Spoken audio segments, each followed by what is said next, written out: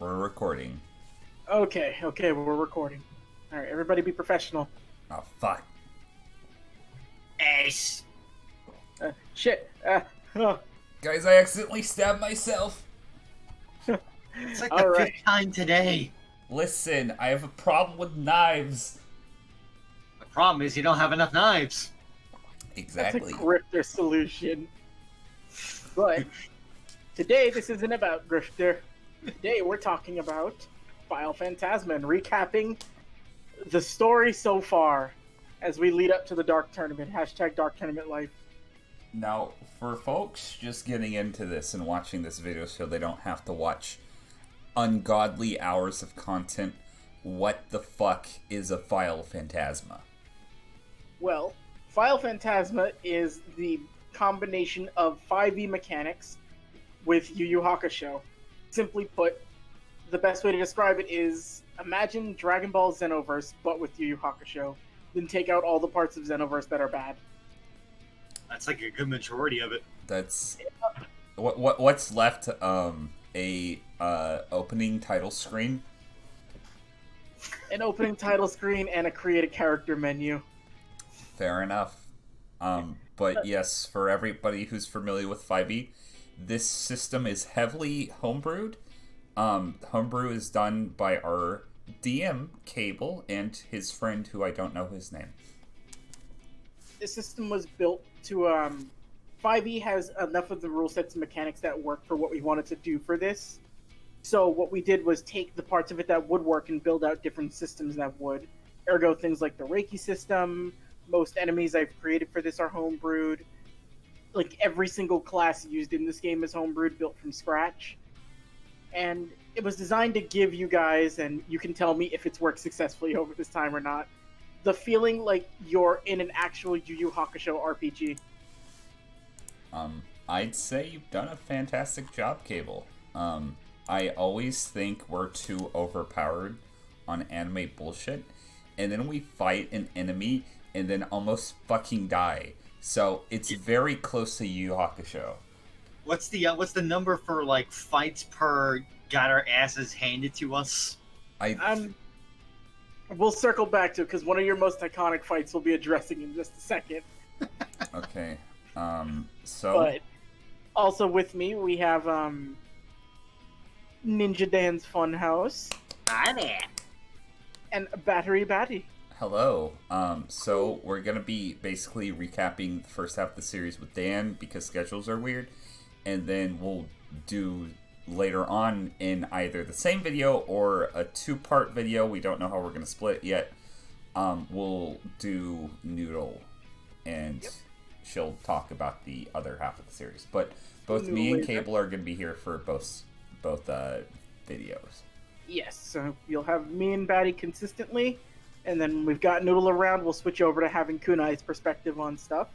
Though she is not here right now, we love her all the same in spirit, and she'll be with us later tonight. Okay. I miss you, Noodle. You're the best, Noodle. Noodle's fucking badass. But with that, I'm gonna change the text over, and we can start covering episode 1. All right. Hell yeah. Hold on.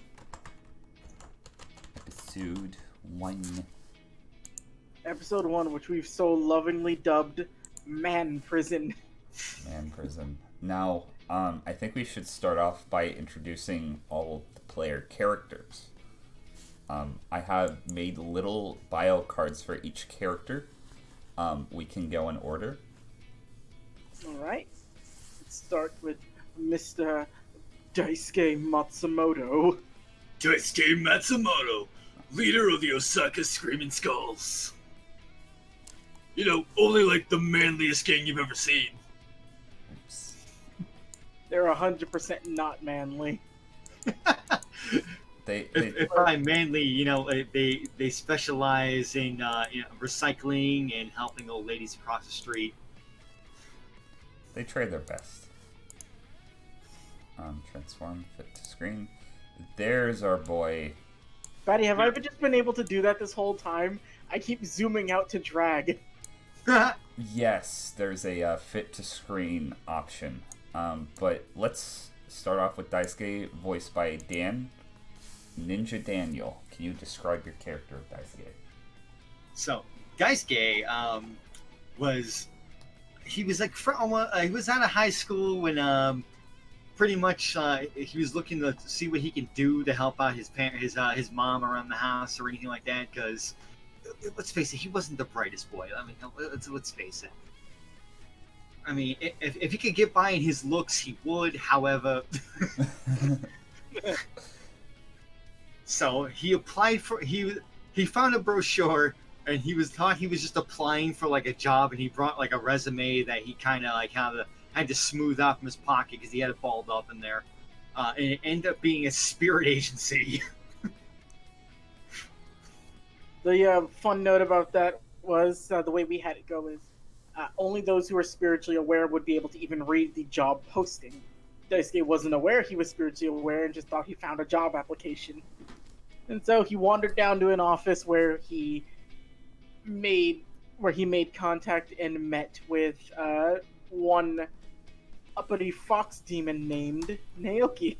Okay, hold on just a second, and I'll get the Naoki art up. And now, for anybody who's new to Final Phantasma, please do not judge me for this character.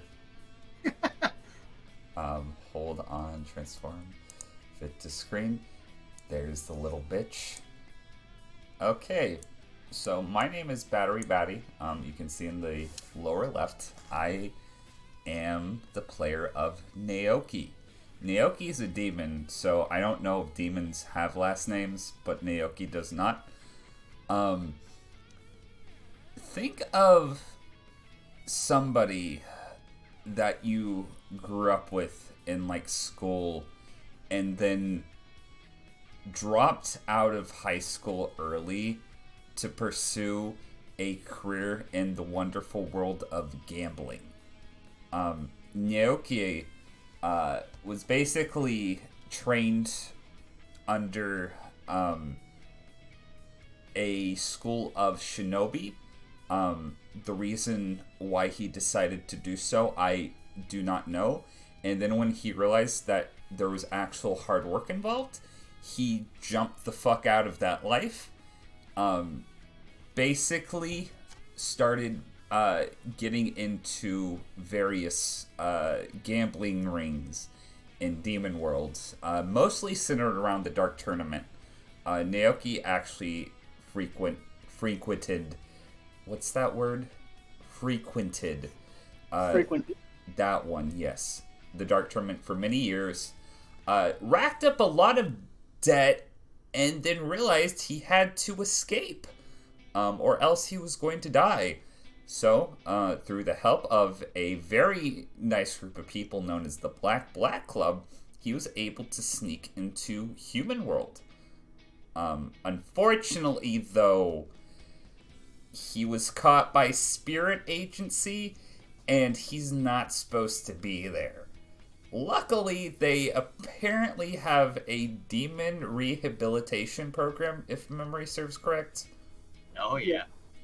And he is now forced to work with Daisuke Matsumoto and the girl Kunai. known as Kunai, yes. Okay. The girl known as Miss Kunai Satsujin. Ah, Kunai.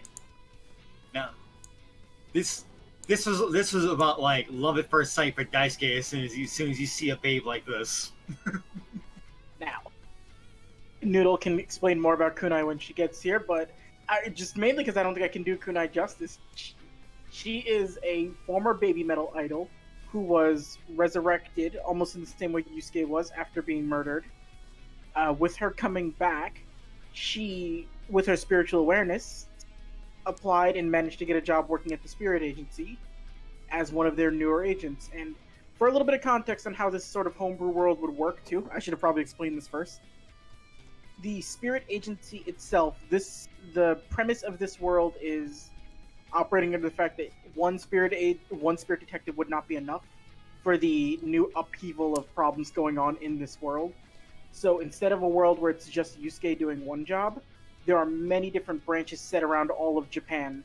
Many different, sections of this massive spirit agency working to help maintain spiritual anomalies, control any hostile demons coming in through Demon World, and really just kind of, unfortunately, being at Koenma's beck and call for whatever dumb stuff he's trying to do. These lovely folk here are the members of the Osaka branch. God help us all. Yeah. What are you talking about? We're incredibly good detectives. Keep telling yourself that, Daisuke.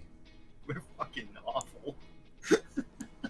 These are your protagonists. It's unfortunate, but it's all we got. I don't know what they're talking about. I couldn't have asked for better spirit detectives than them. What they lack in smarts, they make up for in punchies. I mean, Yusuke wasn't really that smart. Let's be real here. Yeah. That's true. As far as investigating goes, we're pretty much on par with Yusuke. This is true. But episode 1, it was more just a meet and greet with them. They got to meet each other. There were some hijinks that ensued when they all first encountered each other and had to sit through a training video by Koenma showing them how to properly be spirit detectives. And this video was initially played for them by their senior agent, one Hideki. Oop. Okay, transform, fit to screen. I swear, if you were doing this recap video and like cable and you had to zoom out every time to do this, this would be like the worst video ever. No offense. Yeah. I would be miserable. Signature right there should relay this. This was drawn by a good friend, Nifty Art. Yep. He does amazing art. Go commission him. Hideki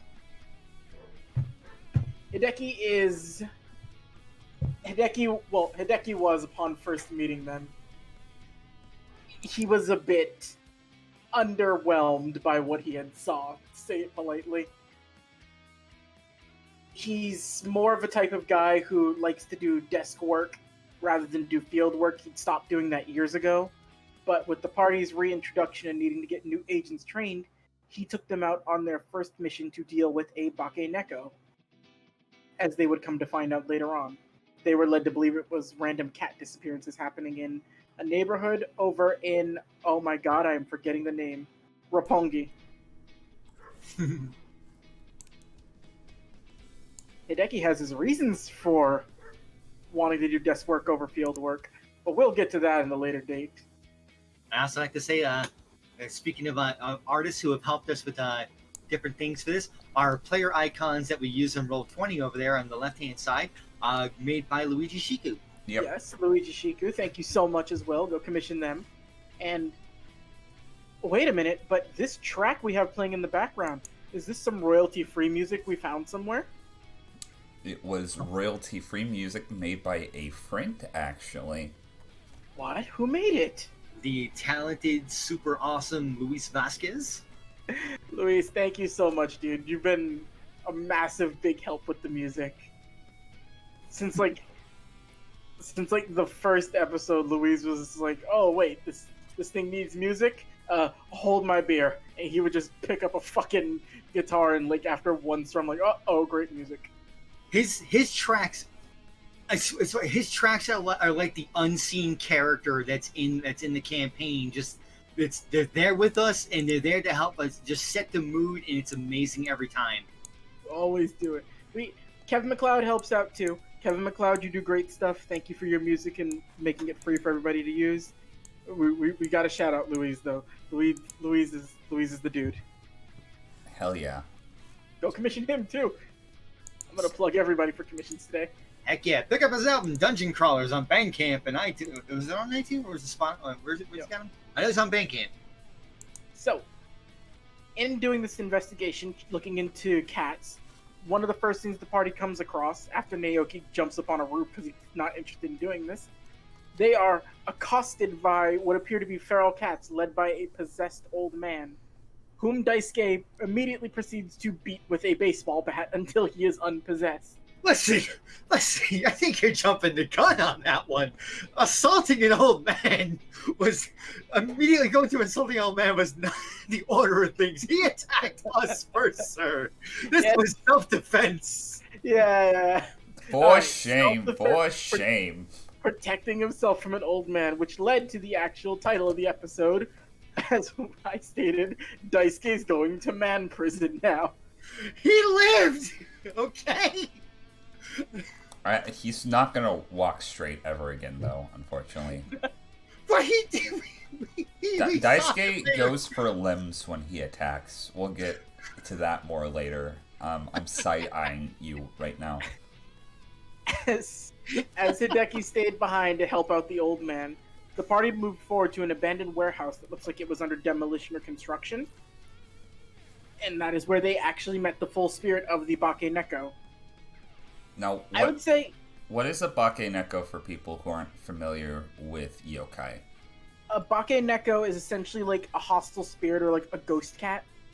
A lot of the things that I've been trying to incorporate in some way or the other for enemies have been variants of yokai, which are... The yokai in this world are like the in-between between like a spirit and a demon. They're like a hostile spirit before it would become a full demonic presence that you would find in Demon World.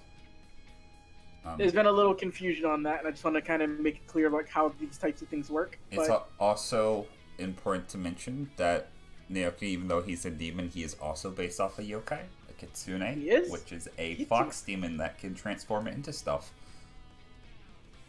Which why choosing the ninja class for this was actually very good for his character.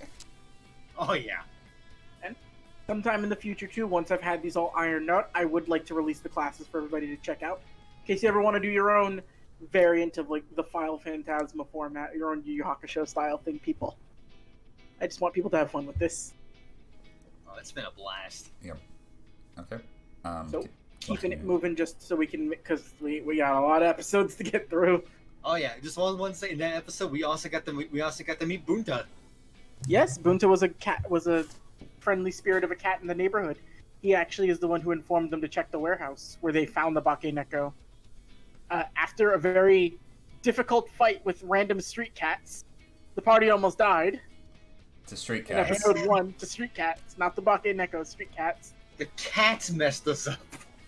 Hideki came in shortly afterwards as their saving grace and managed to hold off the cats while Naoki kited the Bake Neko, allowing Daisuke to get up, charge up his bat with spirit energy, and send the hostile spirit like packing. Home run! And the episode the conflict ended with Daisuke learning to use his spirit energy in different ways and calming the grave and actually appeasing the spirit there for good so it wouldn't come back. As the party... It did. It was a nice moment. Hideki helped you out and showed you how to use your energy that way. Gave you a quick rundown of your job. And as you guys got back to the office, the party met with their superior there in the office, a man named Yamada, who is a very grumpy-looking old man. We don't have any art for Yamada yet, but I will like to get some of that soon. After reporting into Yamada, getting paperwork filed, the party counted one successful mission, and at the very end, to celebrate, they were offered fireworks by a little demon named Ganta. Now, Ganta is the most iconic character in the series. Ganta goes down as one of my favorite NPCs in the campaign. So yeah, Ganta is an Oni, or an ogre, how they call it in the dub. He's not really that tall. But Ganta has a bit of a very strained voice, and he doesn't really like conflict. Don't yell at me. Hey, we keep him around because he knows how to drive. That's all you need to know. He's a hell of a driver. That's one of the few things I actually put stats in for him. That's pretty much all he can do is drive. Or all he could do. Maybe stick around, find out. Okay, let's shrink Ganta because he's not important anymore. Would we also say that Ganta is also unofficially the office mascot? Oh yeah. I would argue Ganta is close to like the office mascot. Okay. Well, Ganta also has a partner who we don't have art for, but we'll introduce him later. You don't meet him just yet. now I think it's good to transition to episode 2. Yes. Episode 2. Am I Pretty? It's one of my favorites. This episode I think is what solidified like the tone for the series, at least like the more serious parts. Mm-hmm. This episode had the party dealing with another yokai. It involved them interviewing 2 women who came into the office, complaining about feeling stalked by a spirit, feeling uncomfortable, and encountering some strange woman on the streets. And the last person they interviewed was a very sort of asshole-ish type of dude who made passes at Kunai and tried to antagonize Daisuke. The party would come to find out this was the yokai known as the Kuchisaki Onna, or I believe it is the slit-mouthed woman, is what the Japanese name for them is. Thankfully, also, when they were in the interview process of this man, we had a very strung-out Naoki who proceed to bless this man and kiss him on the mouth. Naoki was a little tired from the night before, and he was just doing his thing, doing what any good spirit detective should do: weird out the witness. By the power of the Father, the Son, and the Holy Spirit, I bless you. Mwah. Why don't you tell everyone what Naoki was wearing that day? Because I remember. I do not. That actually leads into something. The next part. Okay. So, for the party's first attempt at like investigating without Hideki, who was off doing a solo mission at the time, the party, Kunai and Daisuke pretended to be on a mock date to see if they could lure whatever was stalking the women in relationships out. And while that was happening because Naoki did not want to participate, Naoki met a group of individuals wearing the same thing he was wearing, which was a large sweater, short shorts, and cowboy boots. These would come to be known as Naoki's allies, the Koskabe Sweater Association. Now, Naoki proceeded to get stupidly drunk. It is important to point out that Naoki, he is, out of the entire group, he dresses the most promiscuously. And again, please don't judge me. I'm a degenerate, I know. But those were very, very short shorts, I need to preface. They were borderline underwear. But he found some friends along the way, and that's all that mattered. They had a good time. Their attempts, Daisuke and Kunai's attempts at luring out the Kuchisaki Onna did not necessarily work out. They did encounter Hideki, and he happened to be traveling along with another person. A man with greasy hair and a long black coat named Pyro. This asshole. Freaking Pyro. Now, for some context on Pyro, because I want to just give this little bit right now. Before I DM'd this game, I was a player in a similar campaign for this format, which didn't get to last very long. This was my character when I played, and he is, by definition, if you think of the person you know who is the most like a Chinibyo, or suffering from 8th grade syndrome, then multiply that by like 10. Then add another 10, then multiply it by 10 again, and you've got Pyro. He's a pose for every occasion. He has a pose for every occasion. All of his attacks have names, and he enjoys being extremely extra because it makes him feel special. Don't judge him. He's a good boy and a dumbass, and we love him all the same. We do. Pyro and Hideki were investigating rumors of demons being smuggled in, and it was more they were taking care of that while the party was working with the Kuchisaki Onna, who, by this point, they had seen the same men they interviewed on the streets and a woman passing by him. They caught a glimpse of the slit-mouthed woman chasing him down, and they managed to scare her off before interrogating the dude and finding out that he had been stringing along and dating all 3 of these women, and that this person, the Kuchisaki Onna, was the spirit of one of his older girlfriends, who died, and he basically left her for dead and forgot about her. So it was more the case of a sad spirit, not so much a vengeful one. Now, a fun part was in our quote unquote further interrogations of this man. Daisuke has a fun little item called the Mask of Many Fears that I used on him and proceeded to beat information out of him.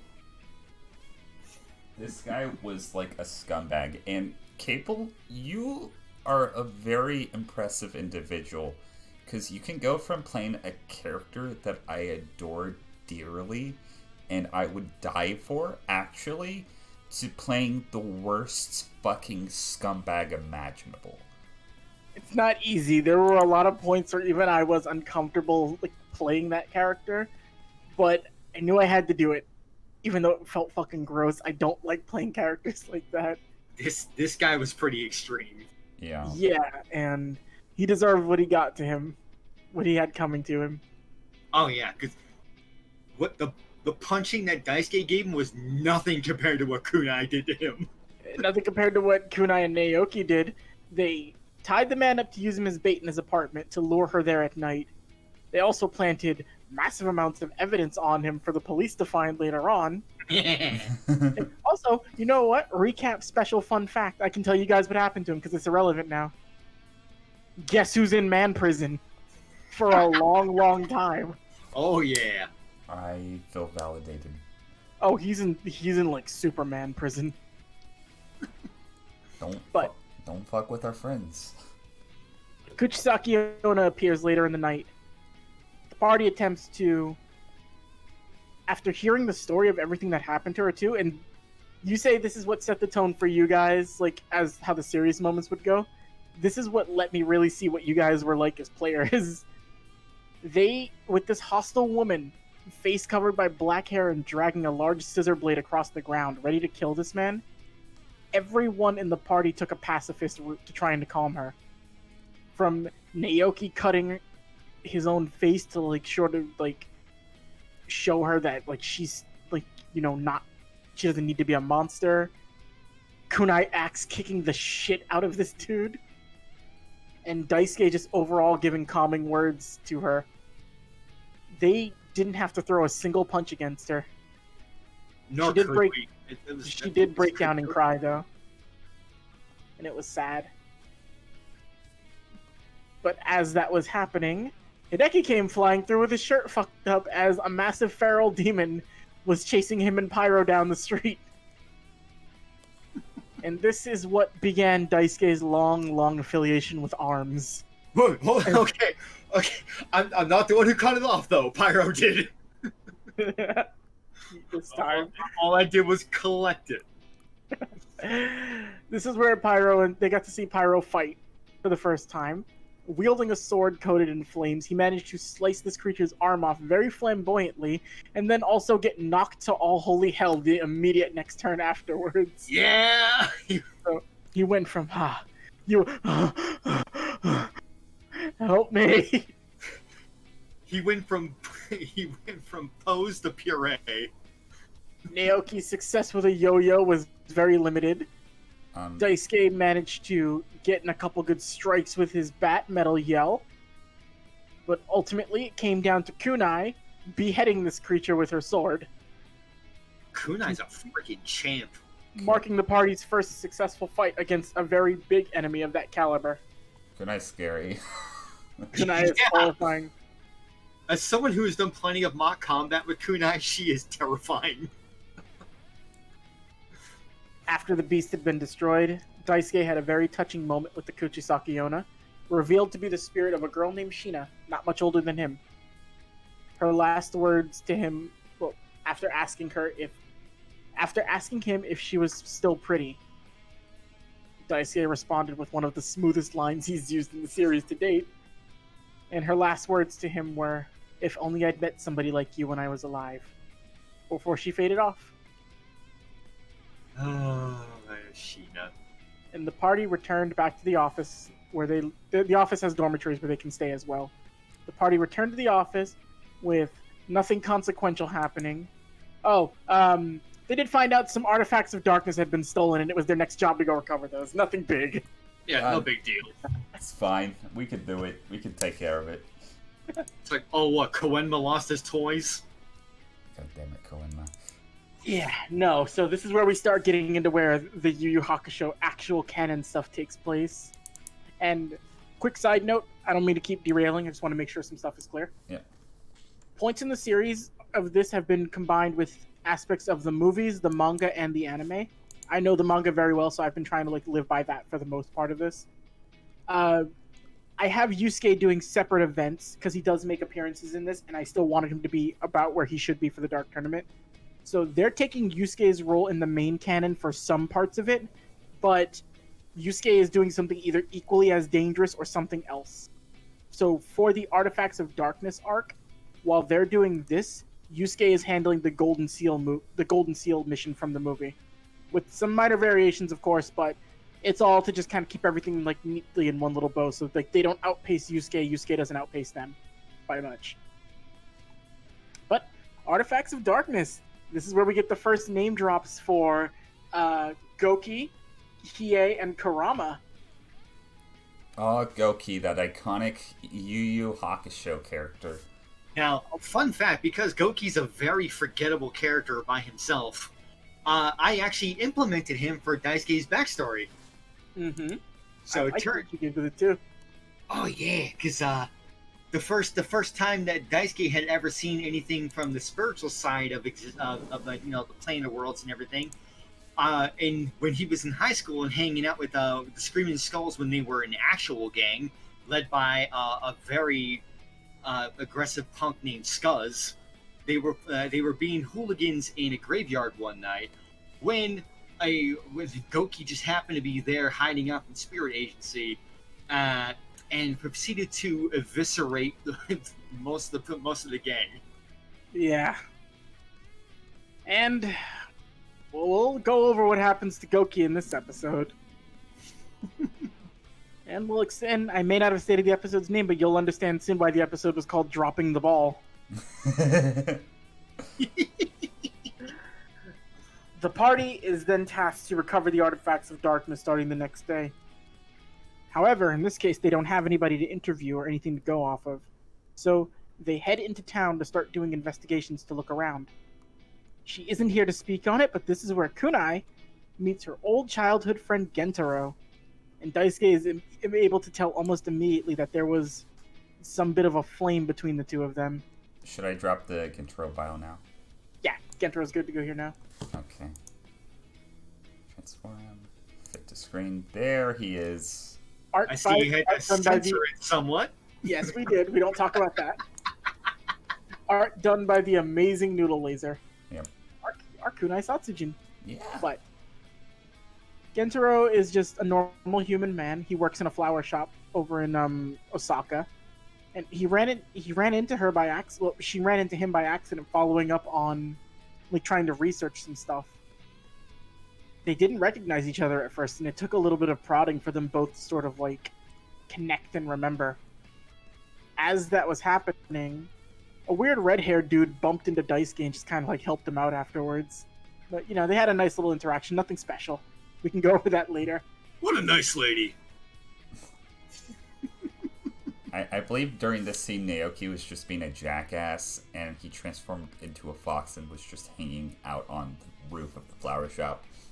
Yes. Yeah. And it was you being a fox when you transformed back is when you caught the attention of the person who just threw a punch at Daisuke as he was walking down the road in a bad mood. One Honda Onizuka. Honda Onizuka, you son of a bitch. Okay. Transform, fit to screen. Now, what does this character sound like, Cable? Well, Honda Onizuka, he comes in, he'll tell you when the sun's gonna rise, I tell you what. He wields a boken and hair as powerful as his fist. Our resident no man. Honda Onizuka, there's no way to go about it when I made this character. It's Tristan from Yu-Gi-Oh! Abridged. It's Tristan from Yu-Gi-Oh! Abridged, but I animate him up to make him look like he was in a Yu Yu Hakusho aesthetic. He's a little different. He's a little bit, but he's also the leader of a rival gang for the Screaming Skulls. The Kyoto Makachaks, as named by Dan. Honda was in a particularly bad mood. As he explained to Daisuke, he was helping out his little brother because this weird dude was messing with kids around a park. Just some big guy, but he seemed to have left when this little when this red-haired chick and the short guy came to pick him up. But they hadn't seen anything else after that. But Honda had gotten his ass kicked and he was in a pretty bad mood. So he was not ready to deal with Daisuke today. Not ready to deal with Daisuke. He walked up on us. Yeah, he was just mad. He's taking out his anger.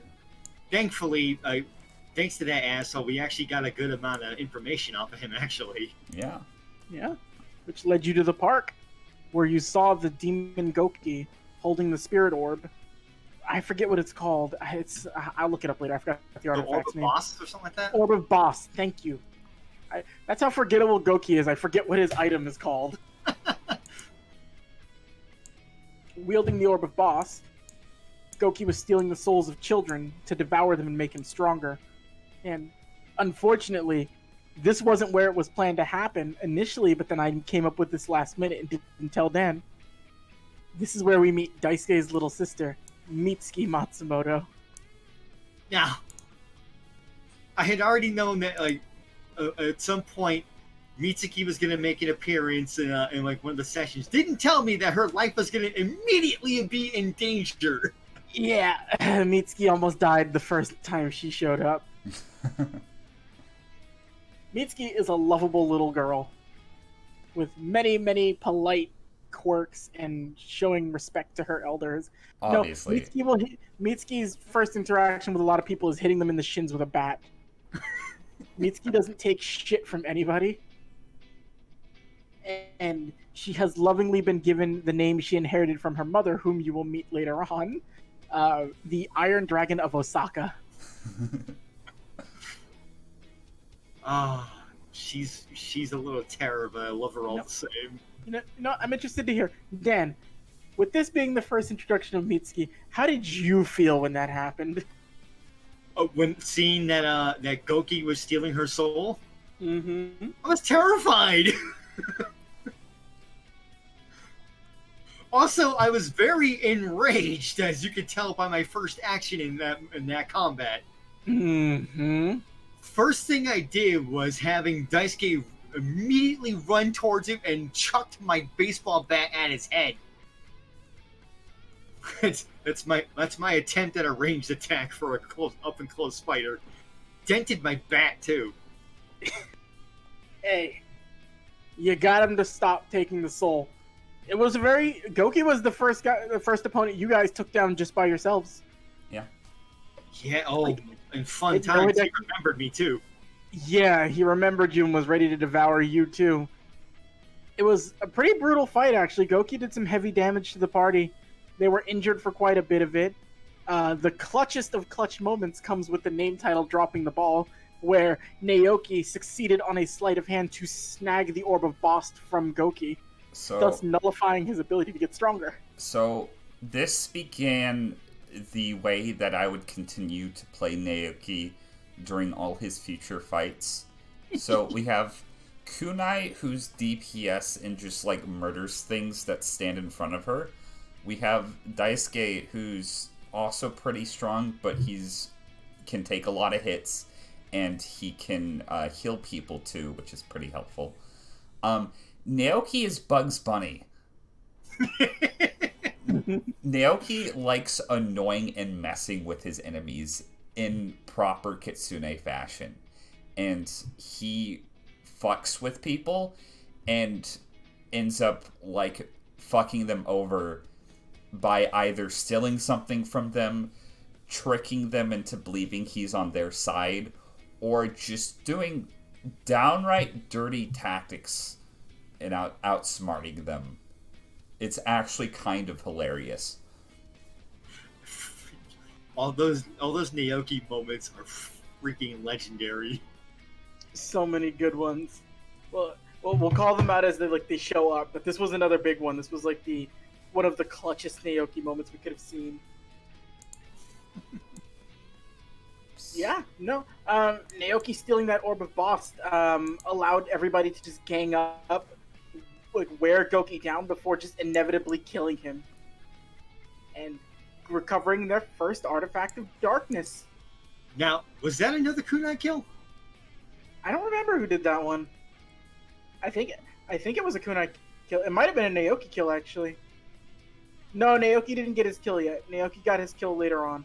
Yeah, that was like so. This was another in a long string of kunai kills because kunai is insanely good. Now, Wait, kunai was getting up and getting ready to leave. Oh, do we have something else? I wanted to show off Luigi's other Oh, of art course. of Mitsuki. Shiku's icon for Mitsuki.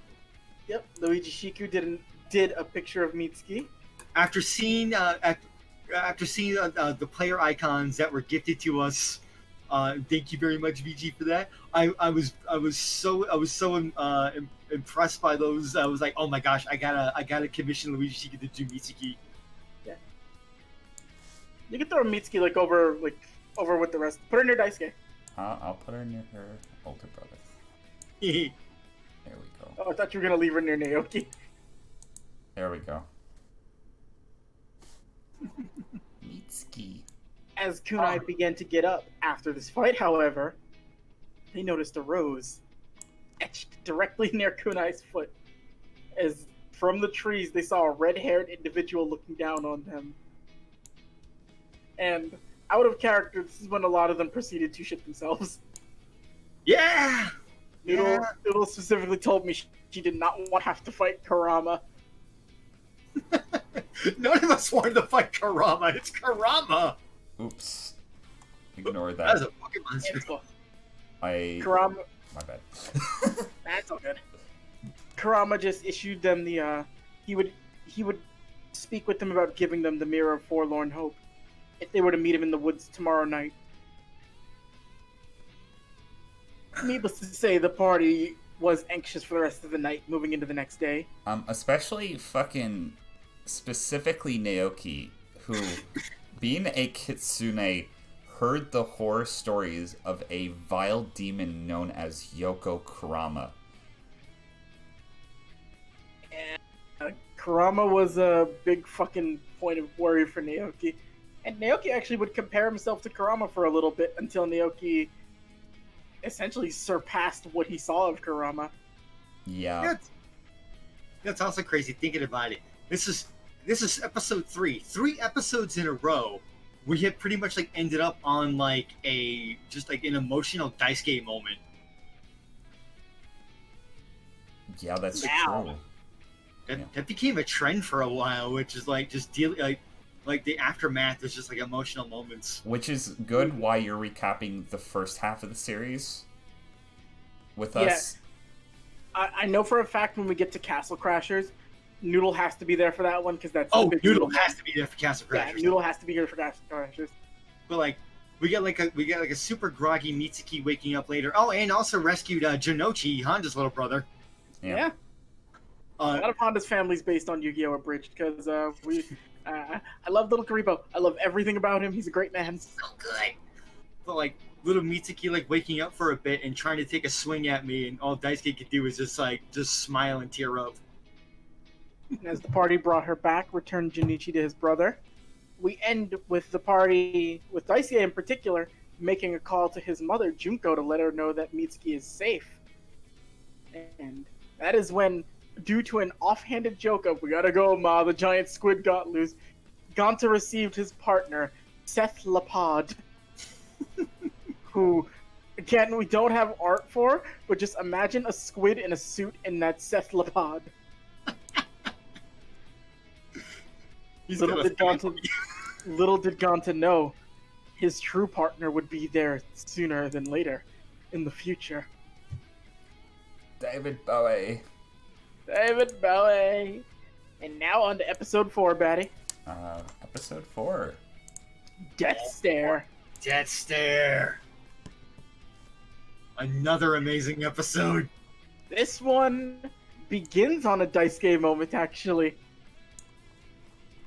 With the party having to go work and find the next artifacts of darkness.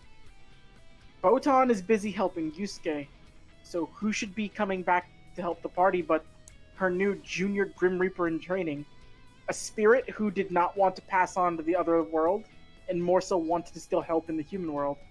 A lovely brown-haired girl named Sheena, who I am super happy to have made into a full-fledged character. You and me both. Sheena has a sort of greener style outfit than Botan's, but instead of an oar, she actually still uses the scissor blade she wielded as the Kuchisaki Onna. Sheena is a very sweet girl. She is very timid and shy when they first meet her, but she 100% like really cares for the party and thinks of them as her friends. And she's, for a while before it goes noticed to pretty much just him, she has a very specific infatuation with one Mr. Matsumoto, which Dan will not pick up on for like the next 20 episodes. Listen, I gotta play my boy as he is. You play him honestly, and I respect that. There's a thing I do for Daisuke. I was doing it since episode 1, which is when it comes to like anything involving girls, I do wisdom saving throws. Also, to address this too, some running jokes we didn't cover, just light things. Yamada's irritated with the party, but they slowly start to grow on him. Yamada's a fairly nice dude. He's very gruff. The party can never get coffee. Up until recently, I refused to give them coffee in any format. It always got taken away from them, and that's because it made me laugh a lot. Best running gag ever. You fucking bastard. I figured, Road to Dark Tournament, if they're going to be going off to the Dark Tournament, let's give them one thing they'll probably never get to taste again if they don't survive. You little fuckwad. You love me. That coffee was delicious. Now, the other fun part was like with this moment too in the beginning at the office. That's when the rest of the party got to meet Mitsuki when she's awake. Oh yeah.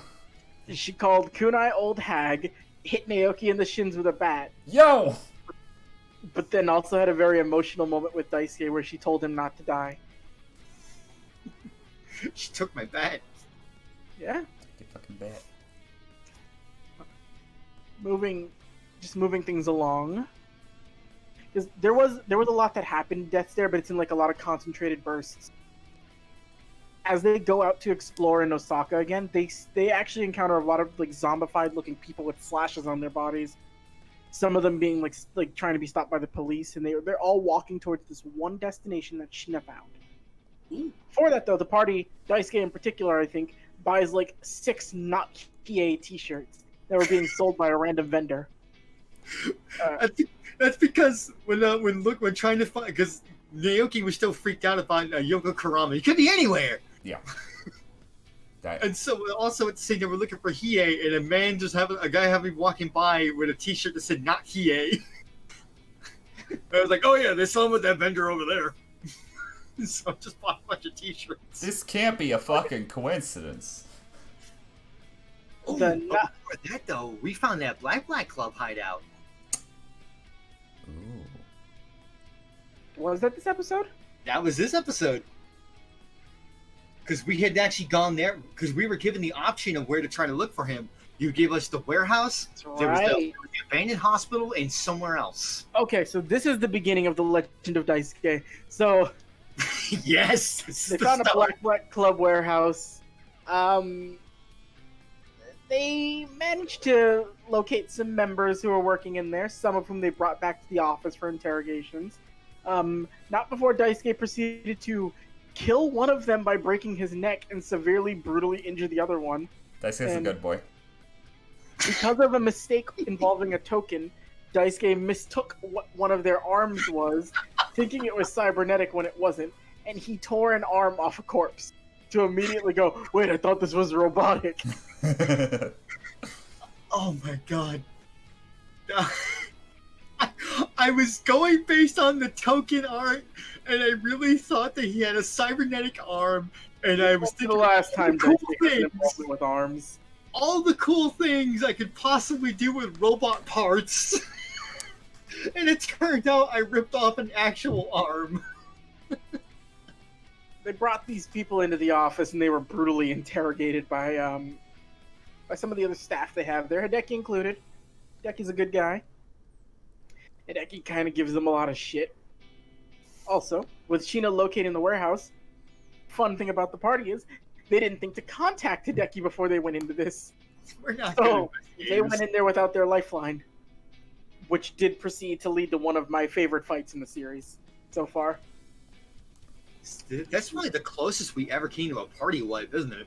Yeah, Hiei had both you and Batty down, and Kunai, through sheer desperation alone, running on no energy, she exhausted everything Hiei had left in him, making him use up all of his demon energy or his yoki.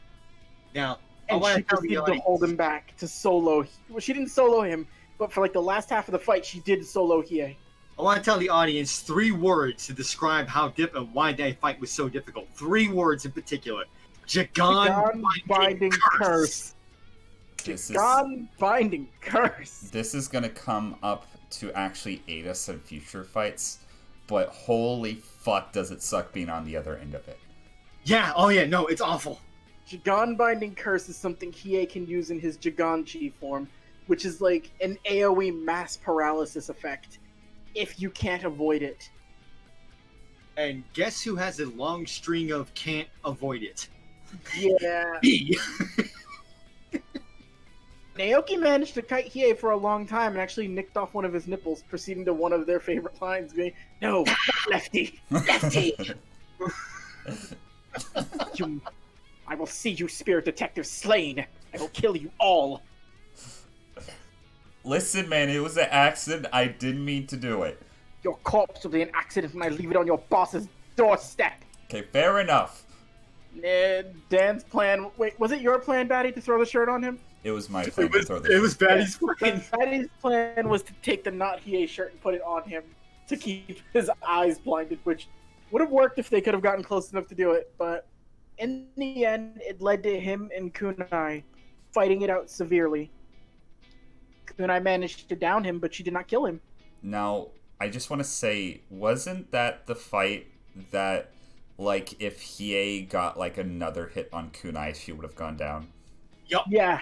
So, he just needed one more hit on her. We could have actually had a party wipe in that situation. I was rolling so bad for Hiei, and he was not hitting. Also, Hiei had a lot of exhaustion because he had went past his Yoki limit like twice, so he had like 3 points of exhaustion on him. After a while, even I realized there was no way Hiei is coming back from this fight. Even if he beats you, he might still die from exhaustion. But Well, you managed to take him down. After she downed him, and a follow-up headbutt just for good measure for Sheena, we did put the shirt on him. Yeah, you put the not Hiei shirt on him. You guys proceeded to move forward, dropping Hiei off, and then with the Sword of Darkness in tow, fearfully went to deal with Karama later in the night, whom you did not have to fight. Yeah. Daisuke took lead on this one for Karama.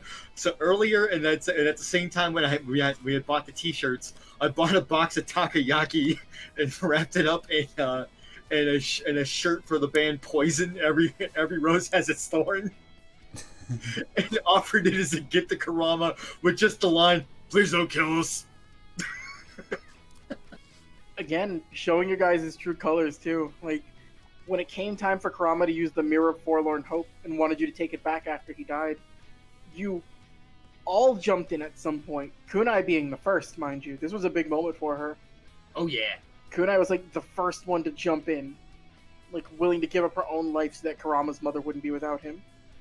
Daisuke didn't want to see Karama die, didn't want to see Kunai die, and jumped in, because you, at that point, you had said you'd caught wind of the whole Gentaro thing and you wanted her to be with him.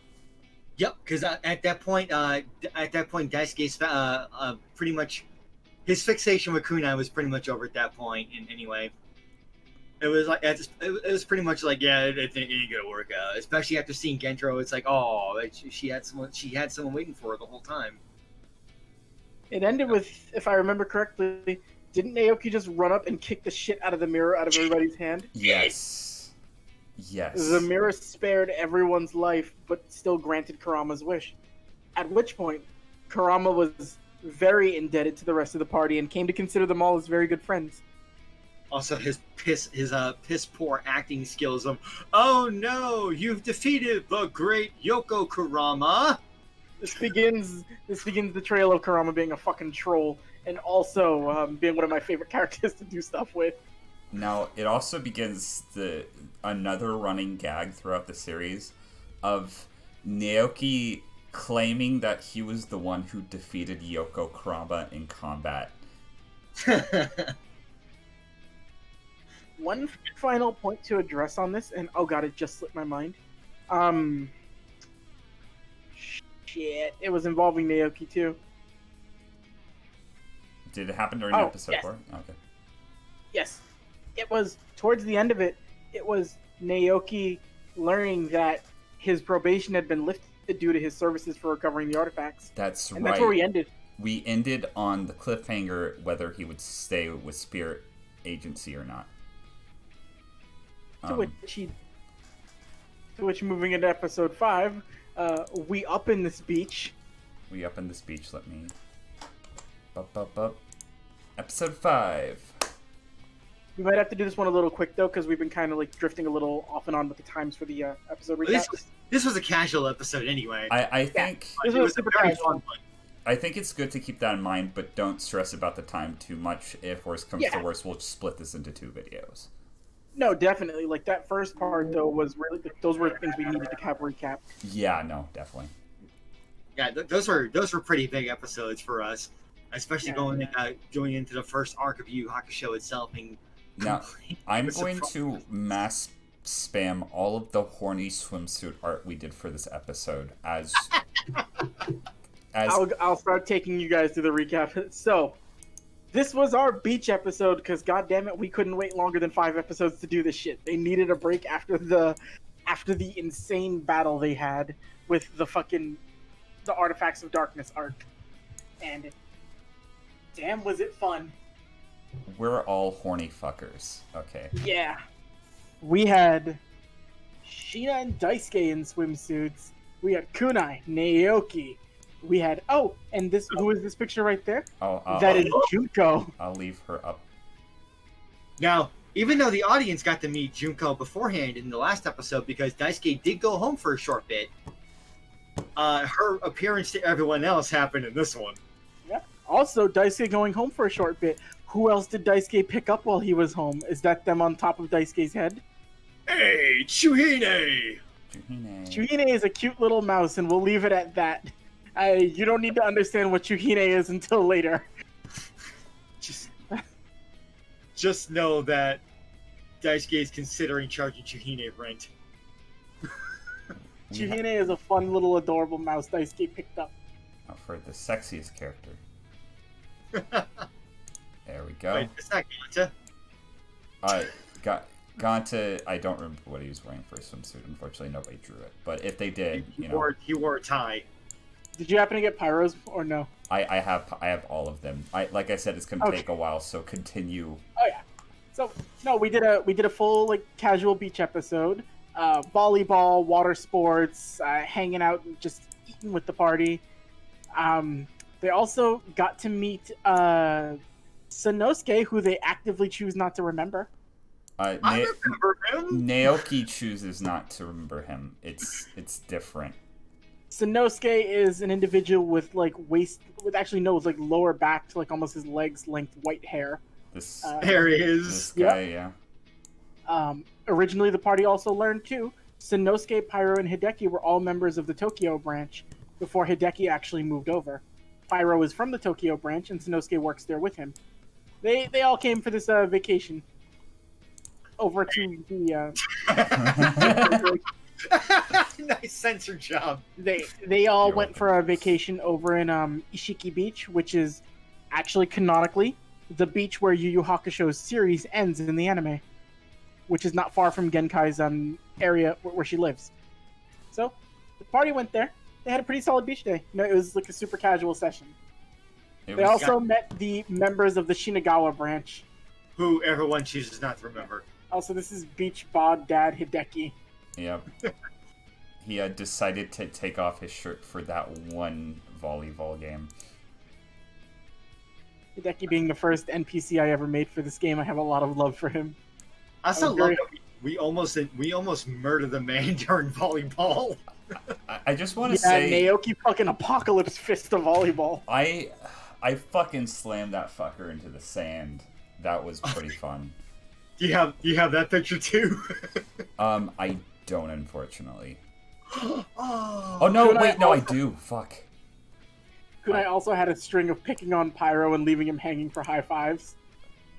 Yeah, that was unfortunate. there it is. Here That's we what go. Like, Damn. I never really realized how much art we have for this fucking thing. So you really look at We it. are horny motherfuckers. We did a lot for the beach episode. We heard that there was going to be a beach episode, and you told us to design swimsuits for all our characters, and then it was like, okay, I guess we have to draw everybody else in swimsuits now.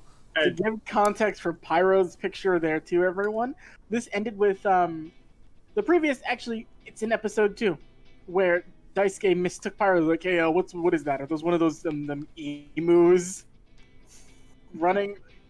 beginning a train of him referring to Pyro as some type of bird?" To which Pyro took it as, "Wait, if I'm a bird and I use flames, I will be the phoenix, risen from my own flames and ashes." I love Long story short, Pyro rolls horrible on any performance check he does, but with that fireworks display was the only time I nat 20'd with Pyro on a performance check. So he lit up the fucking sky at the end of the episode like a goddamn supernova. Man, there was a lot of really good moments for each character during the beach episode. The lead into episode 6 was also something that happened in this episode too, where at the beginning, Yamada also informed you, due to you guys needing to be a little stronger, you're going to be sent to train with a psychic named Genkai later on. Oh, no. To which your training with Genkai lasted 3 months, I believe, right? Yup. Before we get into that, Tell, but you know, she was pretty cool. say goodbye to all the sexy beach outfits. Bye, sexy beach outfits. Okay, hold on. Delete. Can I not mass delete all these? Yes. Probably not, but Oh, it's doing it. It's just being slow. Oh yeah, that's fantastic. That's like when we first decided to do trading our artist trading cards. First thing I was like, oh man, the first thing I gotta do is I gotta draw a Kanbei face Naoki. Obviously. all right. Episode 6. Titled "An Arm and a Leg." Oh, of course. So, Daisuke, why? Now, boy, there was even a lot of good stuff that happened before we even got the Genkais too. oh, side note for episode 5, that was where Kunai actually had her confession to Gentaro, Okay. That's and true. they had that whole touching moment in the cafe. And she was completely pissed drunk. I think we're gonna circle back to some big Kunai moments when we have Noodle in the actual Yes. recap, so she can touch on those. But an arm and a leg. This one takes place actually 2 weeks after Yusuke had completed his training, completed Genkai's test to see who would be her successor. So this is 2 weeks after Yusuke had done it, which is why why Urameshi and his friends weren't with him at the beach episode. As they approach, actually before they leave, you guys met Akira. That was the same day you met him. Yep. And found out Ami's working at the office. Yeah. Ami was one of the people who had the shitty boyfriend that Sheena was stalking. But after her encounter with the spirit and just kind of needing a change of pace, after dealing with all that, she had a slight amount of spiritual awareness be awakened being around Sheena for such a close proximity when she was the Kuchisaki Onna. And thus she applied over at the agency. She works in the financial department. Got to have got to have another really fun moment with between Daisuke and Mitsuki, picking up a birthday present for her since I was going to be gone for 3 months. Yep, you got her a razor scooter and knife.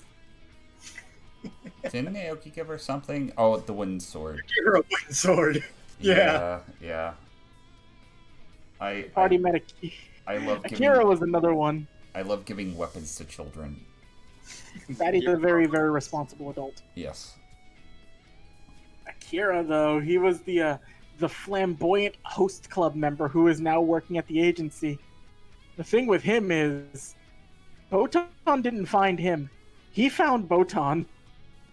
He claims it was by the power of love, but Akira just has a weirdly high spiritual awareness. Okay, so unfortunately, I think I actually don't have any Akira art on me. What? I might be able to get it really quickly if you want to hold off for a second, but Okay. if you guys want to keep going while I try to get it. At the same time, I know I got it. I can send it to you. How about Dan sends it to me? Oh, I just got it. Okay. Okay, go right. I'm going to just put it in the general right here. General, okay. Yep, there we go. I can't believe we missed a character. Can you, as I'm uploading this, can you describe what Akira is? Akira is a man with silvery white hair. He's got striking blue eyes that almost appear to be glittering in almost every moment. And he is a very highly sensitive Reiki user. He's also extremely obnoxious and a massive flirt with women. But the trade-off to this is he's not a disgusting pervert. He's just a flirt. Akira never crosses that weird line. We here at File Phantasma say fuck you to the disgusting pervert joke. That's why we have not mentioned Jirei at all. You guys made me promise not to mention Jirei, so I didn't mention Jirei. Okay. But long story short, if you're curious who Jirei is, Naoki sold him bathwater. I did sell him my own bathwater for monetary gain. He was the one who was running the store at the office where we bought our supplies, and that's all we'll say about him. That's all we'll say. He's gonna be gone fairly soon.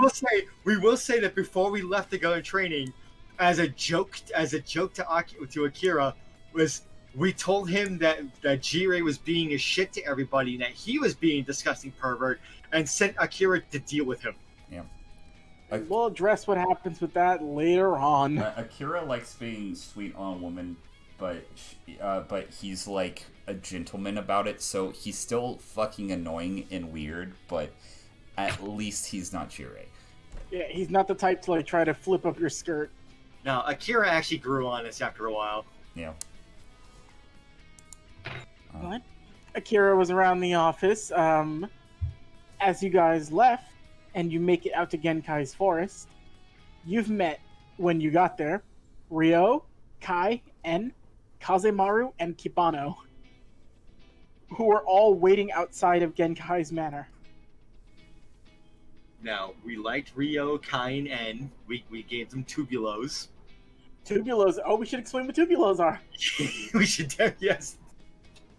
Tubulos are a snack food built for this world, based off of the fact that when Toguro goes past 80%, he develops tubes on his body, where Dan patented it with the phrase. Oh my god, like we got the tuberific tubulos. With different percentages of crunch. It's now with 80% more crunch. Now, if you can get the rare 100% crunch, there's a prize inside. It's a little Elder Toguro plushie, and it goes, meh.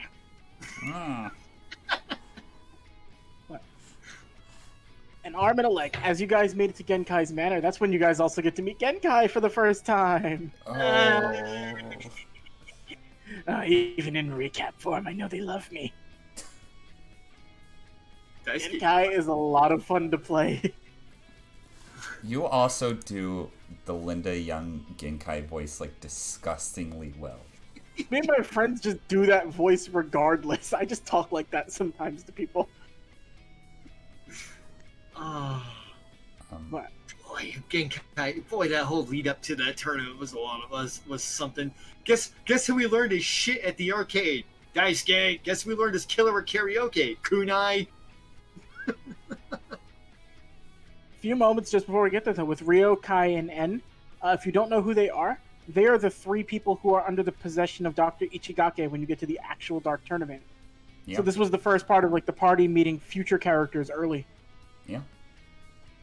And they built a slight connection with them. They were friendly. Kazemaru and Kibano were assholes, and the reason they're even here in this place is they lost previously in Genkai's tournament, so they weren't going to be her successor. But Genkai was looking for extra people to train while she was bored with Yusuke. So she gave them one more try in like a consolation tournament. They wouldn't be her successor, but they would get some decent training from her. Yusuke was also here, and the party heard him screaming multiple times out of anger. But you guys moved forward.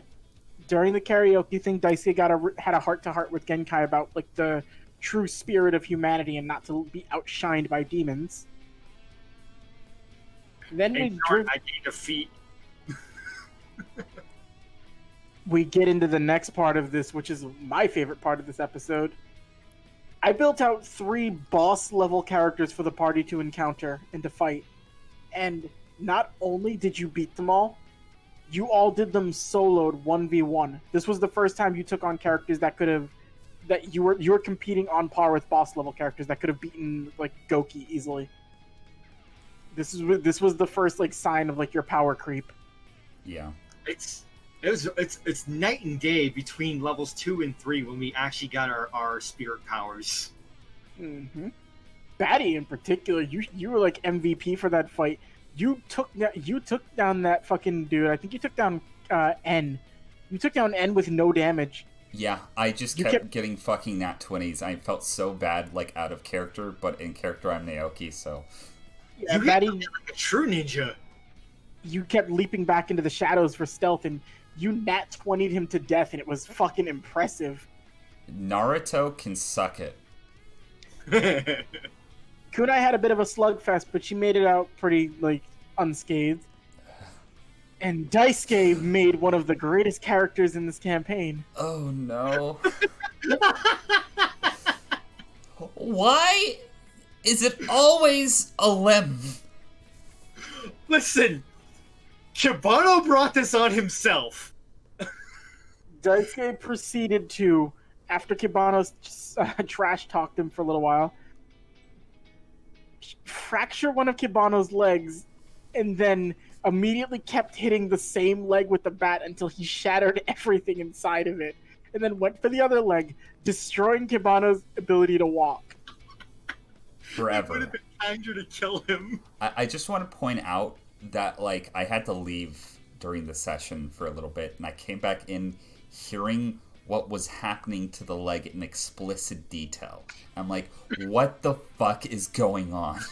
So, There's a fun little move I had called Cutting Cord, which I shattered everything in his one leg and caused him to have bleed-out damage over 4 turns. Damn. You fucking murdered this dude's leg. I can only do that move and expend martial die when I score a crit. I'll say this, like, it was brutal, but you made Kibano so cool afterwards. Yeah, it made him memorable. For context, I just put Kibano on a tiny tummy skateboard, and now he just rolls around Genkai's manor cleaning up. She keeps him around as like a maid, and he got real cool. He just like had an entire like change of perspective on life. I summarized it as him saying, sometimes it's the man who's lowest to the ground that stands the tallest. Kibano got real cool. He like puts drinks on his back and scoots into the room like, drink, water. No ill will towards Daisuke at all. You know what? He squashed that beef. Huh? I was glad we were able to put that behind us, you know? Then, the reason... That was the leg portion of this. The arm portion came when Kunai fought Kazemaru, who had made it to the finals. That's a really unfortunate forehead tattoo you have there. We don't talk about that. You know, it almost kind of looks like Daisuke. Don't worry about it. They also met Yusuke for the first time too. Yeah, and Naoki was like pestering him from the sidelines. And then he told me, Kuwabara, can you get your cat off me? I'm on it. You also got to see how strong Yusuke was for the first time, where after Kunai cut Kazemaru's arm off and basically had him lose the fight, in desperation, he was attempting to blast them with spirit energy.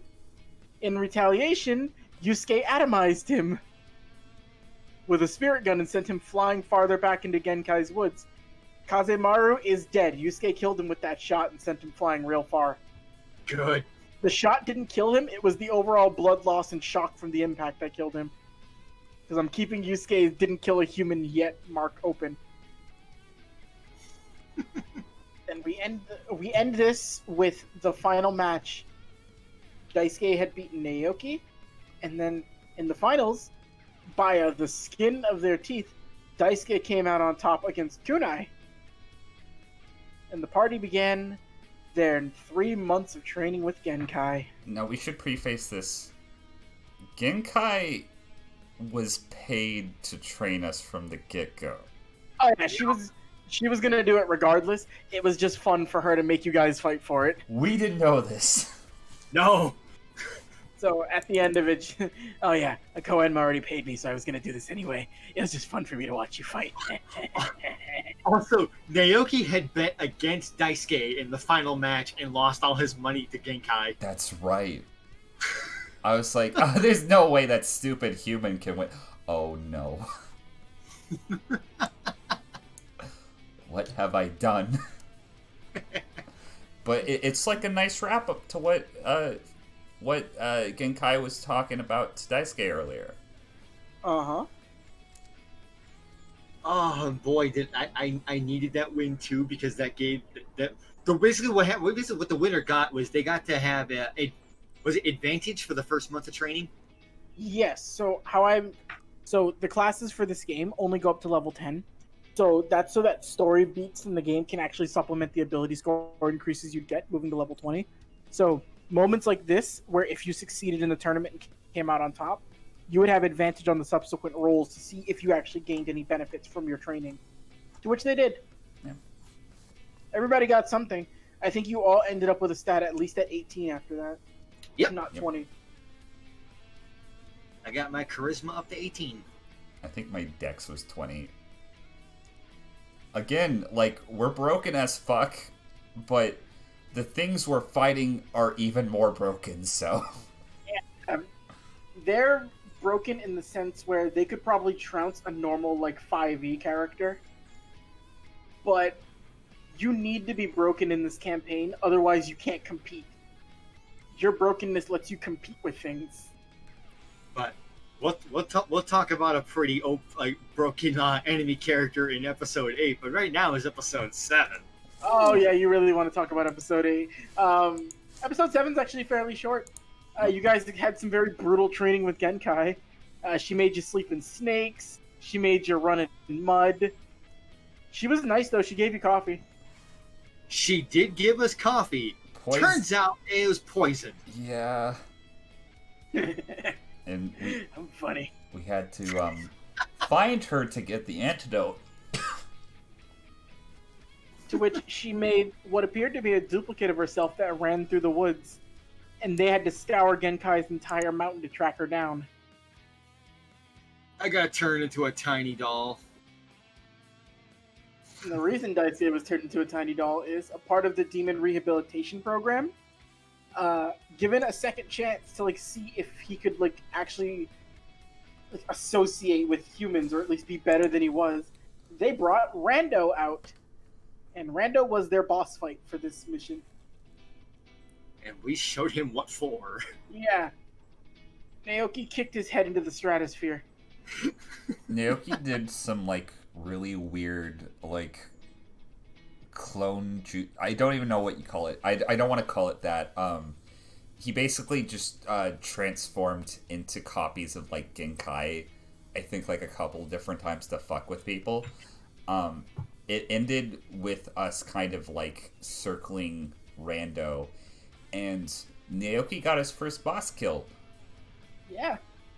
And Not his last. Not his last, and he basically kicked Rando's head as far as he could. Now, I just want to point out, we spared Hiei, and we killed Rando. No. Kunai spared Hiei. I killed Rando. That's okay, yeah. There was no way we were going to kill Hiei. It's Hiei. Naoki doesn't give a shit about Rando. I don't think he was even aware he was part of the rehabilitation program to begin with. No. Also, he threatened to kill the rest of us. Oh, yeah. Yeah, that's what Naoki was like, okay, you threatened to kill me, I'm gonna kill you, that's just how it works. And then, like, Genkai's response, which was just like, I guess it's good that somebody like that isn't walking around. Genkai's response was she was playing her Game Boy and then threw the antidote at you. Oh, that's right, that's right. Yeah. Genkai didn't give a damn about Rando. Yeah. Oh, good job. After dealing with that for the first month and going through more brutal training, after 3 months, the party returned back to their office to get back to normal work. But it was a brutal 3 months of training, and it left them all with a little bit of a fear of Genkai's training. Before he left, though, we all have did give Naoki PTSD. some money. She gave Naoki money before you left, just like, I had some change within the last cabinet. Because she didn't want you going out there with nothing. That was pretty nice. Fuck her. Fucking hag-ass bitch. So mean to Genkai. Genkai's mean to me. She was.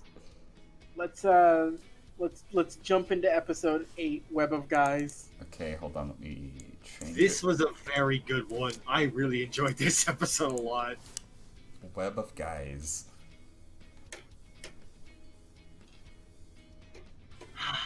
And also, with this one, we're not even back a day, and we have a case thrown at us.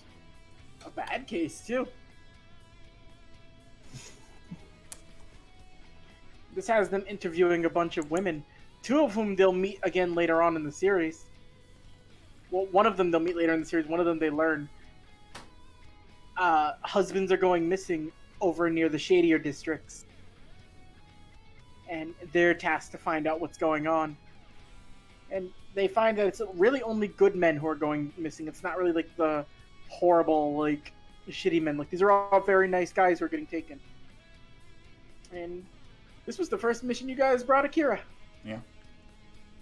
He was a very good choice for the mission. You brought Akira. You made your way out to the shadier districts. You picked up Honda on the way, though, first. That's right. And I found out Honda was broke and decided to ask him if he wanted the job. yeah? Please? Also, Batty, I have something I can send you real quick. Oh boy. I'll put it in general. Alright. So you can use this picture. Since I drew them, it's fine.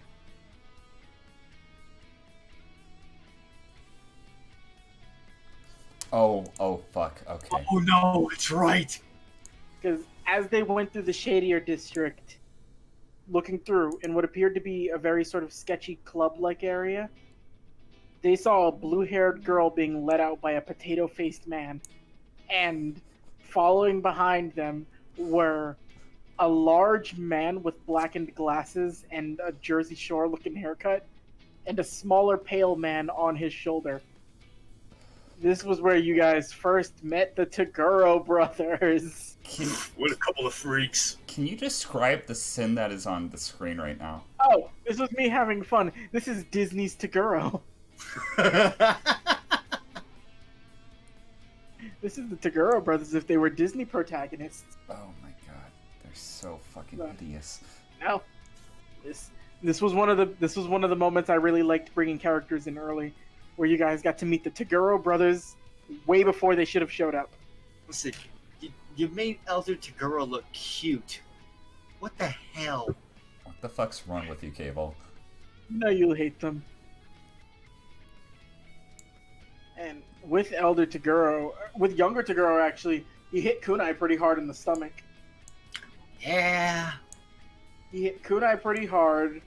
He almost killed Akira. And Elder Toguro, who is the smaller one, Naoki caught that he had like a point on everybody there and was ready to just kill them at a moment's notice. It was pretty terrifying. You also received a little note from Elder Toguro, didn't you? I did. Good to see you again. So, yeah, the Black Club, the ones that smuggled Naoki in, know that he's working for Spirit Agency now. What the party caught was the Toguros bringing Yukina over to the manor where Urameshi would eventually rescue her from, with Kuwabara. Yeah. So, this is how as I said, this is how I keep the world moving, with Yusuke doing his thing, the party doing their thing. Well, after we say goodbye to the gruesome twosome, that's when we started actually trying to do an actual legwork, which we're so good at. Obviously. You made your way through a forest and actually had some bad investigation checks at first, which, as I told you afterwards, had you failed too many of those, some of the husbands were going to start dying. That's why I'm very thankful I had that feat human determination. It allows me one reroll a day. Mm-hmm. That saved us. You made your way. It was a difficult endeavor to track all through the forest, but you eventually found the creature I designed, known as the Jorogumo. It is a yokai, but this was my way of drawing it out because it was fun. Okay. Which is a very promiscuous-looking spider woman. Your horny showing again, Cable. That's fine. She was a heck of a boss fight. Oh yeah, she almost killed Honda like twice. Yeah, but Honda was like level 1, so... And he's also Honda. And he's also Honda. I will say, this fight, Daisuke dimension hold a fucking spider to death. Kunai charmed a spider. Well, Kunai scared a spider away with Maho, her spirit beast who hatched a few episodes ago. And Naoki, didn't you find a spider that had like sunglasses that was pretty cool? That was weird. I don't think... If that did happen, Naoki tried to repress it almost automatically. Yeah. You tried to recruit it. Did I? Yes. Okay, never mind. Apparently I was super cool with the fucking spider. It's still out there in the world. That It's giant running vigilante. spider. A giant spider vigilante? Yeah. Out there is still a very, very large spider with sunglasses out there still. He dresses like a human and goes by Man Spider. He offers He people hangs out eggs at in bars. time. What? Another big point for this episode too. You guys got to see how Akira fights. Yeah. Akira is an original class I built called the Battle Master class, which is essentially themed after Bui from the Dark Tournament. Yeah. And Akira brought himself to 4 points of exhaustion out of fear for like letting these people like die or get hurt. Akira really wanted to do a good job. He tried very hard and was super professional for the entire investigation. That was our turnaround point for Akira, was just seeing how super dedicated he was and the fact that he was freaking out bad. Yeah, Akira put in a lot of work this episode. And come to find out, once the party had defeated the Jorogumo and got the husbands back, one of the people, I'm drawing a blank right now. One of the husbands captured was Akira's older brother. Yeah. Yep. And his sister-in-law was the one who was doing the case. Akira had not interviewed these people with them. And they had you guys got your little bit of information on him where it's like he's more just interested in the attention. He's not a bad person at heart. He's a very nice guy. And what's also good is whenever he starts acting up, like doing his thing again, I can just remind him, hey, didn't your sister tell you to knock that crap off? Yeah, Akira's he's a nice guy. You guys had a big turnaround when it came to him. Also, Tarukane looks like a potato. I don't know if I said it, but I'm saying it again. Tarukane and Dr. Ichigake both look like they came from the same, like, rotted mold stack. They were divided at birth from the same egg. Yeah.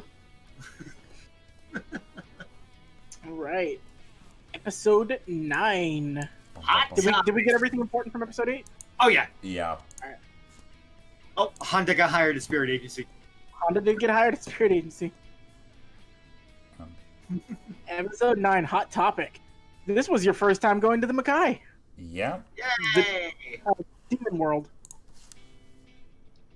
Boy, we had a cast of characters there. Yeah. Oh god. Sheena is their liaison to Demon World. There's sort of like a neutral township that's known as like a safe space for people coming through there. It's on the upper parts of the Makai, so they don't have to deal with a lot of the dangerous A and S class demons that live in the lower pits of the Demon World. Isn't it Immediately. Isn't it controlled by Spirit World? It's like a Spirit World controlled area, more like a neutral territory. Okay, gotcha. Yeah. As you get there, you guys meet Hiei and Karama again for the first time since you arrested them. Yeah. And we may have given him a bit of information about a blue-haired girl being taken away. Yeah, you did. Hiei owed you a favor for that one. Which I still haven't cashed in mine. Yep. He also taught Kunai how to do the Jigan binding curse, finding out that she was a Jiganshi. Yeah, by using it on me. Now, the thing with Hiei and Kunai is, Hiei was fascinated Hiei is an artificial Jiganshi. Kunai is a natural one. So he was fascinated by the abilities that she had, and was upset that she didn't know how to use her Jigan Eye the right way. So that began Kunai's sort of like fascination with like doing things with Hiei. She's quite friendly towards him. And also looking further into her demon heritage. Yes. This would be the first of many trips to the Makai, because it's a fun place. After Hiei and Karama had left on their business, who should come barreling in because they sense Naoki's presence at top speed, but a super fast Irish-speaking demon named Jin. Big fan of his friend. God damn it. Or should I Jin. say his senpai? Don't you fucking dare, Cable. God damn it, I told you not to call me that! Naoki, it's so good to see you, my friend. I missed you so much. So, Naoki's ninja class is with Wind, yes. So, making Naoki... Oh, go ahead, you say. I'll describe it. So basically, with the shinobi, the idea is that you have a master that passes on like the specific dominion of ninjutsu onto their, like, at least in this world, onto their student, which at first was Naoki, but Naoki kind of bailed out of that pretty quickly, but he did in that time interact with and meet who would become the actual successor, Jin. So Jin lovingly refers to Naoki as his senpai, the first apprentice. And Jin was just happy to see you. Yeah. Didn't we like race or something? Yes, he did, and he cheated. I cheated. I threw a glass of wine in his face. Also, another interesting point to note for another reason you were looking into the Makai. Yeah. You had also received the previous day that Pyro had been missing for like a week and nobody knew where he was. That's right. Oh man, I forgot about that. Yeah. But yeah, me and Jin raced a little. Jin like annoys Naoki a little, but he also likes having him around secretly. Not really. You got Jin probation. I did. You did. Naoki became Jin's liaison to the human world, thus sparking a bromance that'll last through the test of time. We're basically brothers. Not only that, boy, we changed some history of this series on that one. Oh, Yeah. we'll get to it. Oh, yeah. But after the whole Jin thing, I don't think anything else interesting happened with Naoki. Definitely Was there- not. No was there other anything- characters. Oh, we had to go to the clothes shop or something. No, that didn't happen. No, I remember there was who ran that clothes shop, Betty? Put an image of them up on screen. Okay, fine. Da, da, da, da, da, da, da. Oh my god, it's Naoki's mom. Oh man, The lovely Mama Fox herself, Naomi. Naomi, out of all the parents in the series that like the players have, she's my favorite to play because she is so fucking. She's an asshole. I'm putting this picture of Naoki that Noodle drew because it fits very well with her aesthetic. Naomi has a very reserved way of speaking, and she speaks very calmly, especially when it comes to addressing her little pup. She revealed to the party where Naoki's weak spot, if you scratch him, is. She also runs a demonic clothing shop. Yeah. Where she employs a bunch of demonic spirits known as the Itan Momen, or Living Cloth. You pay her to fight these things, and they come in stronger forms. When you defeat them, they become your new sort of like armor set. And they'll take the appearance of whatever you like, but their defensive properties are based on the level of what you defeat. The party was supposed to be getting fancy outfits for a gala that they just haven't gone to. Because, as you'll find out later, things kind of got in the way of them being able to do that. We are going to still have that. I haven't forgotten about it. Oh no.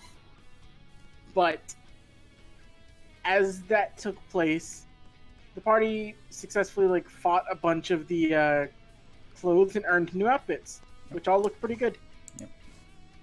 And Naomi enjoys being a big troll for her son. Basically, Naomi does to Naoki what Naoki does to everybody else. And he doesn't know how to handle it. He hates it immensely. It's also thanks to her that that Daisuke knows how to do the Naoki off switch. Yeah. Mm-hmm. So if you scratch behind Naoki's ears, he just kind of does that thing that cats and other animals do, where they get really complacent and start purring, I guess. I don't know if foxes purr, but they do make a little yipping sound. But I don't think he would do that after being scratched behind the ear. Otherwise, it's basically if you want to turn Naoki off if he's being annoying, you scratch behind his ear. That's why I'm glad I'm proficient with animal handling. And now for the big dramatic reveal of this arc. As the party picked up Pyro's jacket from Naomi, basically seeing that he left it there with his mirror going off and Sanosuke and Hideki calling him, trying to find him. He just left his jacket in the shop. That's why he didn't have his phone on him. Yeah. Or his the party, they use compact mirrors, which use energy to make calls, but also video chat if you want to. Don't think too hard about it. It's a Yu Yu Hakusho. Yeah. As the party left with that and walked through Demon World, they see Pyro just eating a leg of meat walking out of a place, just nonchalantly. And as they go to approach him to ask him where he was, they are ambushed by two individuals with him. One Kurinu and one Renka. Should I bring their art up now or during episode 10? This would probably be the point to switch to episode 10 now. Okay, I am going to do that. Episode 10 was a two-part episode called Storm in the Castle. Oh, boy, was that fun. And that was a hell of a trek. Okay, so I'll put them side by side. I love these girls, though. They are so good. Fun fact: I did these morning before the stream. Those are really good color choices, Batty. I like them. Thank you. Renka's one of my favorite little gremlins. Cable drew these images, but I did little gradient backgrounds based on colors. No, I dig them. I figured you would do good with them regardless. Sorry, this was one of my favorite episodes because it was stupid to have them appear. Renka, like, if you can't tell, Renka likes to beat people with a pipe. Karinu is actually a wolf demon who, for a little while, had a very sort of like persistent cough and was like, seemed like she was very tired and lethargic. She instantly got along with Naoki, though. You and her became like fucking bros. We both wear very revealing outfits and have. I don't know what you're talking about. Her outfit is very reserved. Obviously. But also we have fun animal ears, so we're obviously gonna be best friends. Renka wears a hat with animal ears because she likes to. It makes her feel closer to Karino, who she treats like a sister. So these two have been working with Pyro. He brought them over from Roppongi because they had helped him when he had to flee. Yeah. And as they all met with Pyro and were like, oh, I guess nothing bad could happen now, the party receives a direct call from Koenma himself. And in that direct call, lets them know that insects from Makai are beginning to swarm into human world and are beginning to cause problems. It's coming from the Saint Beasts in Maze Castle, and the party enters the Saint Beasts arc, which I know you guys weren't prepared to have to do while you were there. I was like, Cable's not gonna like make us do this. This is gonna be a Yusuke thing. We're gonna have like an equally like bullshit challenge to overcome. It's like, oh, okay, no, we're actually doing this. I really thought that too. I was like, yeah, we're gonna get something else besides the Saint Beast arc. That's gonna be Yusuke's story. Oh wait, Yusuke's not doing this. Oh shit. Oh fuck, we have to now. Yeah, but I like to think I still kept things fresh with the Saint Beast arc, but we'll go to that in a minute. You mean like when we got to the cave? Yeah, the cave was fun. The party had to actually venture from the safe zone in the Makai to the Dark City. Where I saw what you were pulling up, Batty. It's okay. Okay, so I just want to say I forgot to make a character bio for Akira, but I didn't forget to make one for Bowman. You made one for Bowman? Now, Bowman is a large centaur demon that they met inside of like this cave that they had to traverse through to make it to the Dark City, which is on the outskirts of Maze Castle, where the Saint Beasts are. Bowman is a big, lovable, simple bull man who just knows that protecting his home is all he wants to do. He wants to be left alone, and the creatures that were attacking Hideki and Pyro in episode 2, Bowman was just manhandling these things like it was nothing. And when the party first met him, they managed to charm and persuade him by healing him and got him to agree to Sherpa them through the rest of the cave. So glad Daisuke is basically a paladin. And yeah, Bowman actually didn't have a name. The party named him. Yeah. You guys gave him his name. You are his first friend. We just had to decide on one. You ended with Bowman eagerly awaits the day he can see his friends again. Yep. He likes you guys very much. You camped out. He got you through the cave. You collected some big jewels that you sold for money. Daisuke got a rock. You got a cool gift from Mitsuki. I did. She loved it. Naoki made out like a bandit. Oh yeah, Naoki got a lot of priceless gemstones. And Kunai actually got something to make an engagement ring for her boyfriend. Mm. Naoki, I like that Naoki basically went on like full like Daffy Duck and got like a football-sized diamond. Oh yeah. That was fucking beautiful. Now, let's see. After you venture through the cave, you make it into the Dark City. You met Jirei again. Oh, Jirei. Guess who's in a wheelchair? In a wheelchair, severely underemployed at a shop he's not making nearly as much money as he was before. It's where you learn that Akira beat the shit out of him, and working in Jirei's shop, Daisuke's mom actually took over the operation for it. So Junko is now the shop owner at the office. Yeah. Whenever she's not hungover. Or sleeping. We're off doing Junko stuff. Or off doing Junko stuff. Mitsuki also helps too. Yeah, Mitsuki helps stock shelves and stuff. I swear she's planning on running that office. But back at the even shittier shop in Demon World that, Jirei resides over now. Mm-hmm. He was pissed. He did not like seeing you guys again. Yeah. Well, you didn't go there. You were off looking at the rest of the town. That's right. Oh. Naoki was off talking to the religious zealot. Okay, should I talk about the priest that worshipped the saint beasts? Yes.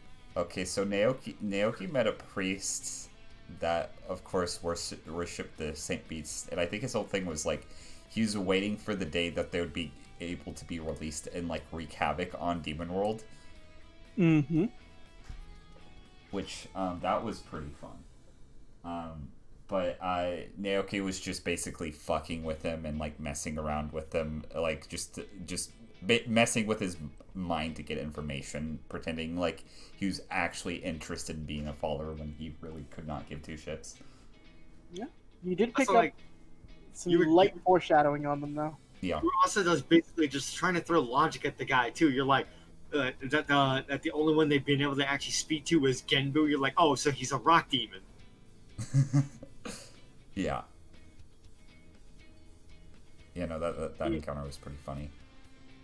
You guys had a good time there. Jerry was pissed, but as you left him, you ventured forth to May's castle. How pissed can he be? I bought a souvenir. Now, Daisuke in particular, because you got those nat 20s on perceptions getting closer to the castle. I would have like hindsight now, you know what I was foreshadowing with that. Ah, yeah.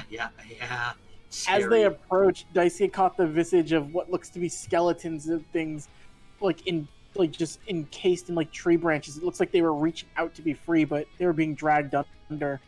He didn't understand what it was, and even as they made it further into the castle, they didn't understand anything. The Gates of Betrayal. I don't remember if anything super big happened there. That's because Naoki made short work of it. That's right. Yeah. They tried to drop that big stone slab on us, and Naoki just drilled through it with the wind. I don't think he drilled through it. I think he just actually sent up a giant gust of wind to hold it open. Either way, those little eyeball guys were pissing themselves. Oh yeah. Yeah, no, they fucked right off. And they all died. Yeah. Good times. Good times. And I left Pyro hanging for a high five. That was sad. Next would be... She's gonna kill me for me saying that. Next up would be your big fight with Byakuya, where it was Pyro and Naoki who basically... Genbu. Yeah, Genbu. Pyro and Naoki took on Genbu. Like, we're, like, trying to fight him, like, 2-on-1, and I don't know whose idea was it. I think, like, Pyro really wanted to show off. It's like, haha, I can do this with my friend, Naoki, who's totally my friend, and we can take down the Rock Demon, and that was a bad idea. Genbu almost killed you if nobody else jumped in. I was like, why the fuck are... Okay, fine, I'll give it a shot. Oh, my spleen. Yeah, no, Genbu almost fucking killed you. Genbu, That the was fucking funny. rock demon, turtle, motherfucker, bitch. Smelly. Smelly. Daisuke took a piece of him. Yeah. And Just- again, with the perception, Daisuke saw Genbu get dragged away by roots. Was getting really worried about that shit. Genbu was, like, tough for two people, but he was super fucking easy, like, compared to the rest of them. Yeah. No, easy would be the next fight. Oh. Okay, so let me explain something about Daisuke's class. Daisuke's class is inspired by Kuwabara, so Dan has some of Kuwabara's later and early abilities mixed up. One of them being the ability to rip a hole in dimensions and make it appear somewhere else. We can get to that in a second. It needs context for how the fuck Dan cheated Genbu out of that victory, or cheated Byakuya out of his victory. But, That is the cherry on top. I just want to say that entire fight was basically made null and void because of the teamwork of Daisuke, Kunai, and Naoki. Now, Each had you one not of done us that did though, something and you wasted a lot of energy fighting him, you would have gotten more fucked up in the later fights. I love that each one of us did something that massively pissed him off, and we got out of the Byakko fight with no damage. Yeah. Basically what Naoki did, and I want to point this out because the mental image of this made me laugh. So the first part of the fight took place on a very narrow stretch of castle that was super high up in the air, and basically if you fell off you died. That simple. Byakko summoned a bunch of giant tiger demon spawns to basically take care of us while he took pot shots at us with his super dumb energy attacks. But literally what Naoki kept doing was he kept using wind abilities to push them off. And hold on just a second. Sorry.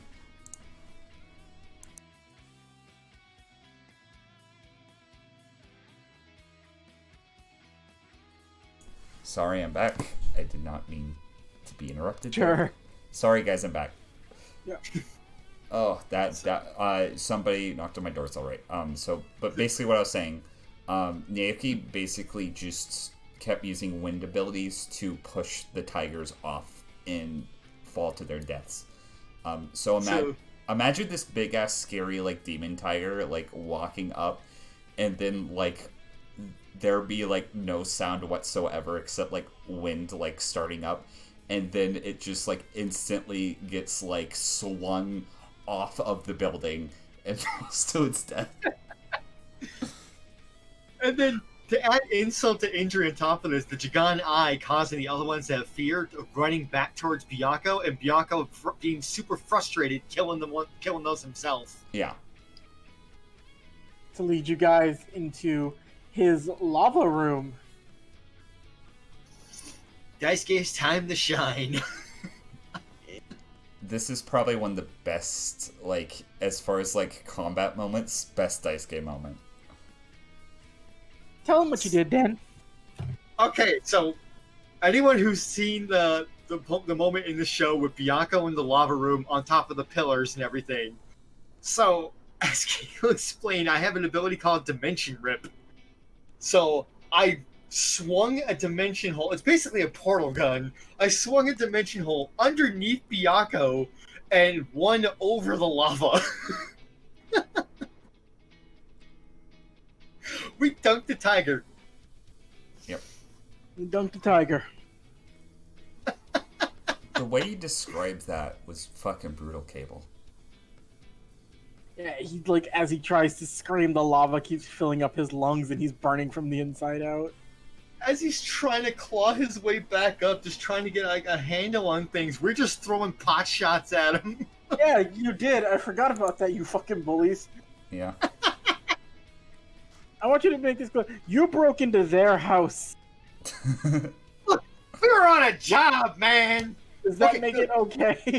They were sending killer insects into the human world. Suzaku was sending killer insects into the human world. Byakko just lived it. Byakko was just playing Nintendo and you just walked in and killed him.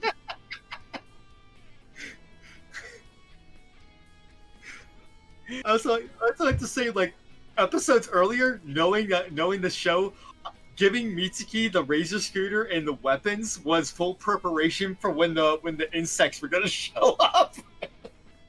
Yeah. Just in case. Moving into episode 11. Okay. Knocking at Heaven's Door. 10.2. Oh no, it is 11. It is 11. Yep. You're right. So, is this the one is this where we want to cut off for now, or do we want to do this one with Dan? Because we're gonna do this one, and then the next one's gonna be with Noodle. Okay, sweet. Yep.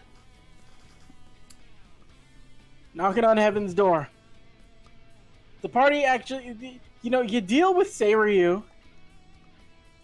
Seiryu, if you don't know him, he's the Ice Dragon Fire Blue Dragon Seiryu was a pompous asshole in the second strongest one. He gave us a decent fight.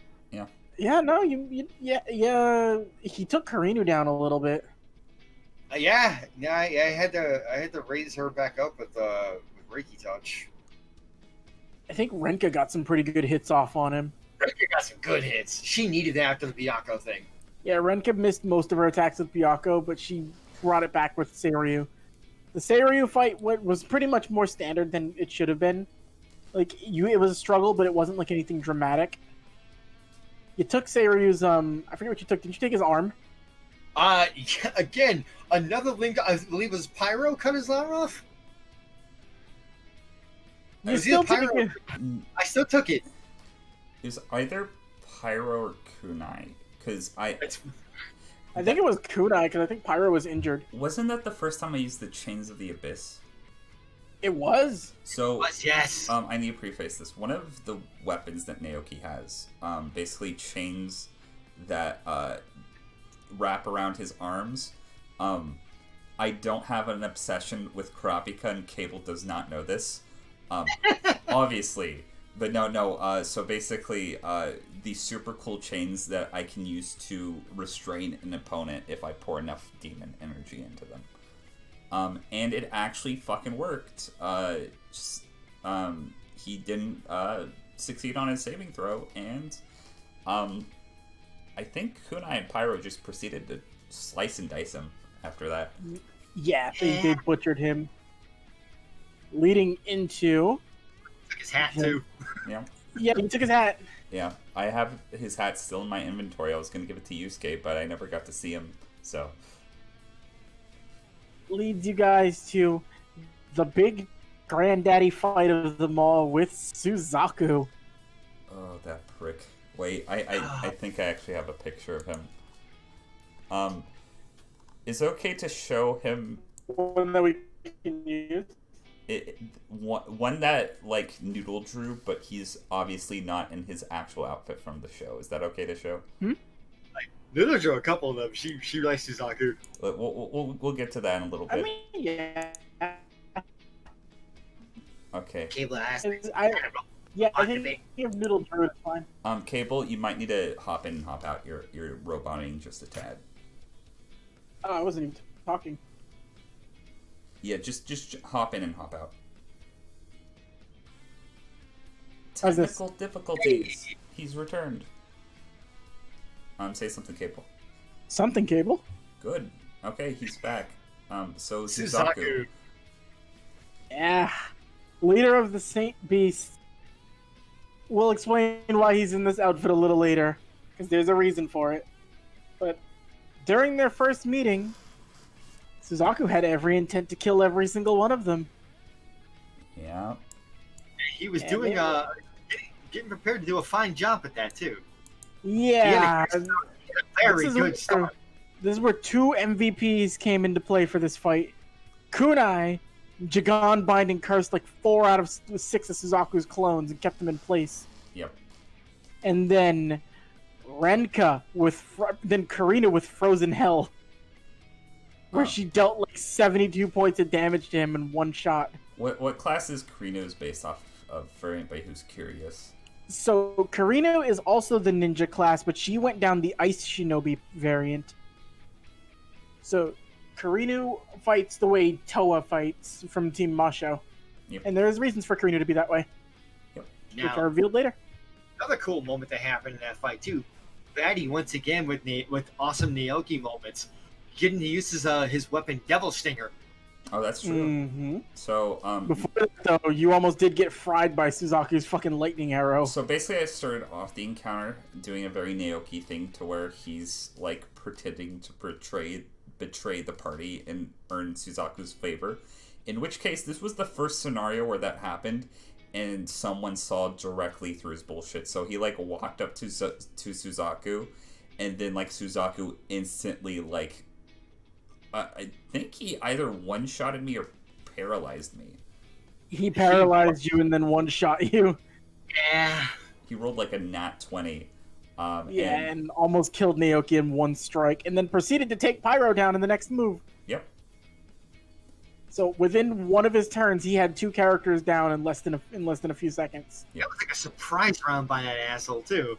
Yeah, Suzaku was a pain in the ass. Now, because of Kunai limiting his clone's movements, she stopped him from really going on a rampage like he's supposed to. Because there were 6 Suzakus on that screen at one point, and all 6 of them together would have fucking decimated. You know, every time Suzaku's tried that shit, it always seems to backfire on him. He never is able to pull that off correctly. Thanks to Kunai. At this point, it's just a waste of Yoki. Well, maybe he shouldn't be using that on us. God, we'll see, maybe. But the fight went fucking severe. I believe the killing blow for this fight was Pyro. Yeah. That was a bit of revenge for Suzaku almost killing him. Yeah, and he declared, "Let's see who the real Phoenix is now," as he beheaded Suzaku. To which Daisuke took the head. There's a reason for this. As the party rested after Suzaku was dealt with and the threat of the Makai insects gone, they were getting ready to leave. It was a fairly successful fight. But unbeknownst to them, I got to play this track. Stones. As through my foreshadowing and one of the first liberties I took for Yu Yu Hakusho, that was the appearance of a character I have dubbed Shulin, the leader of the Saint Beasts, and the 5th Saint Beast that was unknown to most. Shulin had been absorbing the bodies of the other dead Saint Beasts as they fell in the castle to sort of revive himself or restore his energy. And upon each of their deaths, he arose to deal with the party. And we will address what happens in that fight in the next recap video. Yeah. But Shulin, drawn by Nifty. Nifty did a fucking bangarang job with this. Hell yes. Fucking badass. Fun little fact about Shulin, too. He's not just a pulled out of my ass sort of character. The tale of the four beasts of I think it's Chinese mythology. There's always the beast in the center, the 5th beast, which is where I got the idea to actually make Shulin from. So he was supposed to be they knew what was coming for the Saint Beasts, but there was no way they would have known what was coming for the Saint Beasts.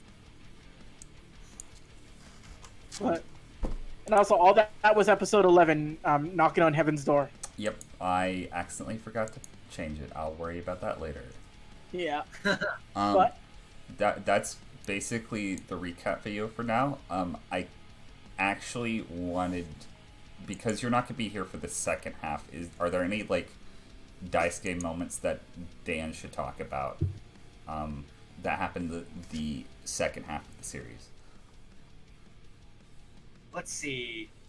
There was the when we all go to our training moments.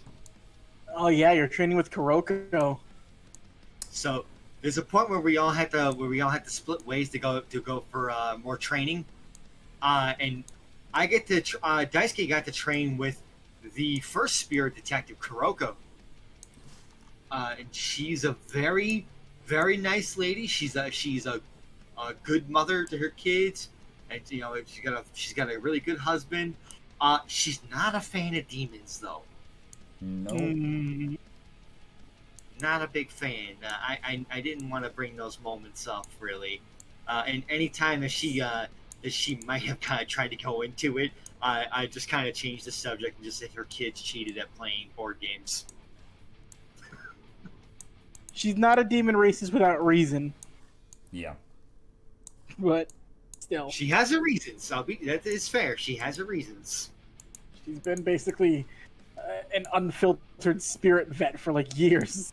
And it's also thanks to that training, and also, the other reason for the training too was to have a more calm Daisuke and not be like the Russian angry boy.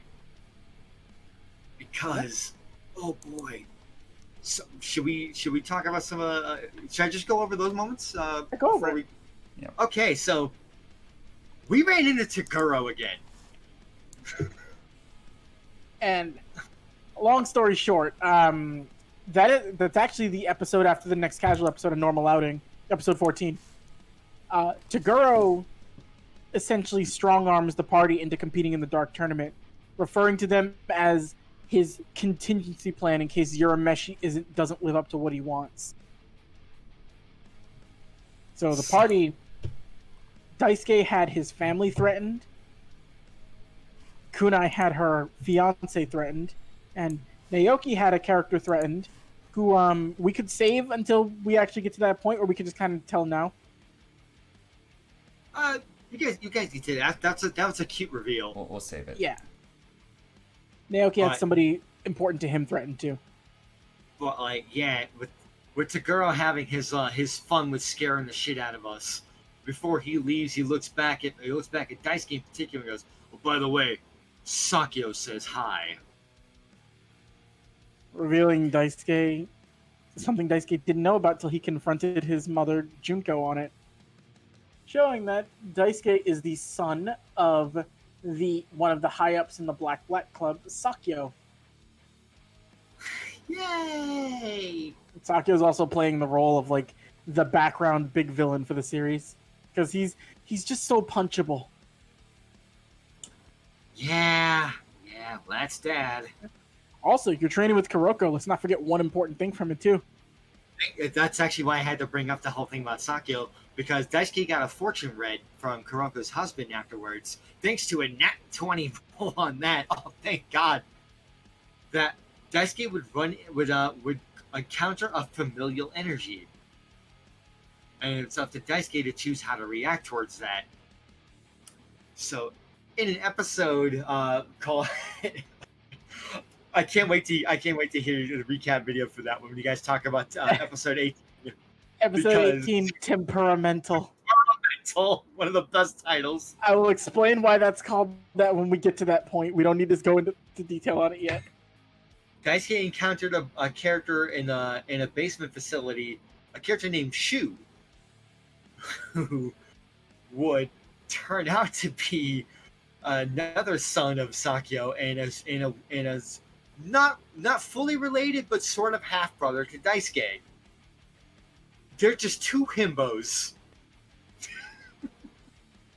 And in something in episode 21, in something to chew on, Shu and Daisuke have a very touching moment over pancakes. They both get a very disgusting eaters, as it turns out, and just syrup is everywhere, and they bro hug. Mm-hmm. Turning a potential party wipeable villain character into an ally of sorts, at least on very, very friendly terms. One more point I think that can't go without stating is episode 16, Results of Training. Something that happened in a pizza shop with Daisuke. Daisuke proposed to Sheena. Who accepted. Daisuke and Sheena have been on a very ups and downs, fucking, is this gonna happen, is this not gonna happen, sort of roller coaster for fucking... Alright, so from episode 4 to episode 16, took you 12 episodes to do it, finally. And I had to have my fun with the audience, okay? Between time skips for that, because that was after Results of Training, it took you 6 months to do that. Listen, this is not something you rush into. This is something you gotta have fun toying with the audience with. Sheena Sheena was dropping aggressive hints at Daisuke for like the entirety of the series, and he was just like, "Oh, hey." I purposely make Daisuke as himbo as possible for these moments. Sitting around like, Daisuke, isn't it beautiful to just like sit here and look at the flowers? That's right, Sheena. There are many similarities between man and leaf. If you have a minute, I can explain them to you. That didn't happen in the campaign, but we did have the moment where Junko had pretty much like just said that those two were getting married anyway. Oh yeah, Junko's been pushing for it because she wants grandkids, and she knows Daisuke's stupid. Yeah. She lovingly refers to Daisuke as her idiot son. Yeah, but also don't fuck with Daisuke because Junko will kill you. Junko will slam your head into a desk and stick a gun at your temple. Not kidding. Nobody will find your body.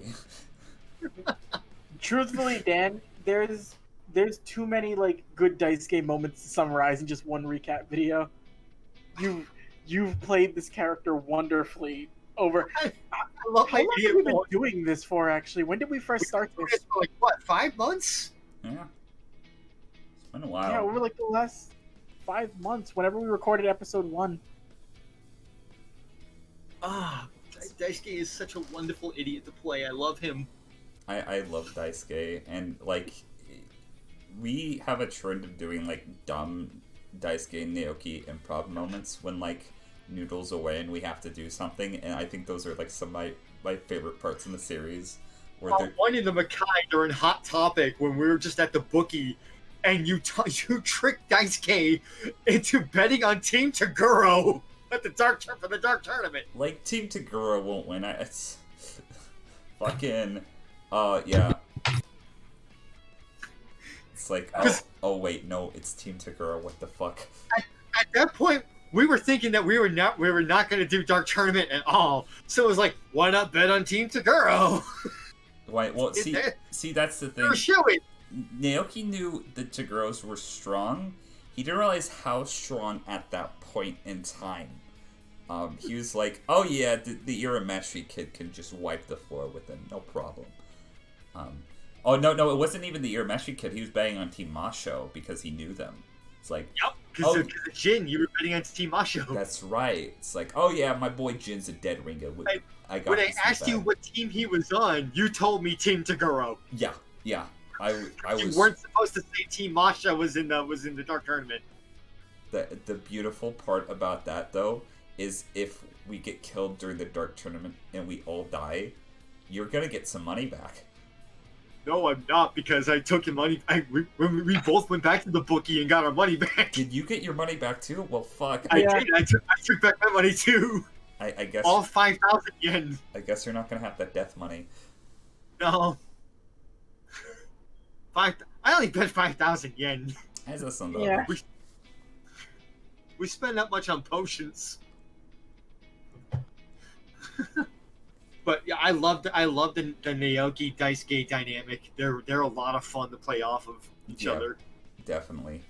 They're like... We also found out with other guys that Daisuke had been pretty much feeding off Daisuke's joy.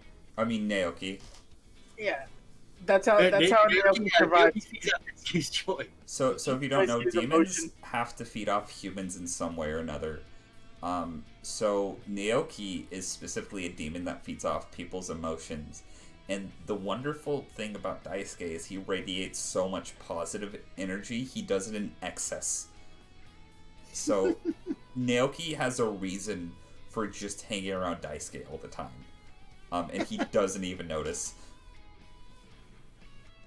It's like, oh my, we should also take this moment to talk about Chukine when we came back from May's castle. I do. We got a nice little surprise. I do have a picture of Juhine. There she is. So, we got a nice little surprise for Daisuke coming back from May's castle, because we had left our pets with Naomi before we went there. Come to find out that when I picked up Chukine, I could understand what she was saying. Dan, out of character, picked the feed animal or something. Critter friend. So he can now understand it, and Chukine has a very sweet, adorable voice that just goes, "Oh yes, man giant, it's fun to see you. Oh, man giant, green thing, she beast. I'm happy to be a part of this team with you all." Now that Daisuke can understand Chukine, he has found out that she is actually quite a little mastermind when it comes to pulling stuff. Yeah. Oh, God. She has been leading the other pets to do various antics. Like, between Kunai's spirit animal, Maho, and Naoki would later pick up Marugu. Bird. Yeah, spoiler, Naoki's gonna steal Suzaku's bird. Yeah, the one with hair that is almost as fabulous as his is. It's somehow this actual little mouse who's been soaking in Daisuke's Reiki, because Chukine also pretty much lives in Daisuke's pompadour. where she apparently has electricity and a generator, and she Don't cooks. question it. She made us margaritas. I love Thank you, Chihine. thank you, Batty. You're welcome. We also have a special attack together, which I have never been able to successfully pull off. The Super Choo Choo. No, I did do it once on Sanosuke in the beach episode. The Super Choo Choo missile. Yeah, it worked. It worked. But because it only worked when I was playing Tug of War, and it's never worked for anything else. Listen, it was a wondrous time. There's been a lot of good Daisuke moments. We've got more to come. I expect the Dark Tournament is gonna bring us a lot of excellent Daisuke points. Just you wait when we get Taguro down to exactly 1 hit point, and Chihine is gonna leap out and punch Taguro in the jaw. I would lose my shit if that's what happens. But I think this should be where it is. Just this video doesn't run too long for the first half. But I think probably what we should do is divide it up into 2 videos at this point, if that's alright with you, Capel. Yeah, it's fine. Okay. 2 hours and 15 minutes, so it's a good stopping point. Yeah. We'll see you guys later, where we're going to cover the rest of the other half of the series with. We'll be going from episode 12 to episode 21. Yep. Oh, I can't wait. Look forward to Dark Tournament shenanigans later on. Okay. We're excited to be getting this set. See you guys. Bye, everybody. You're beautiful.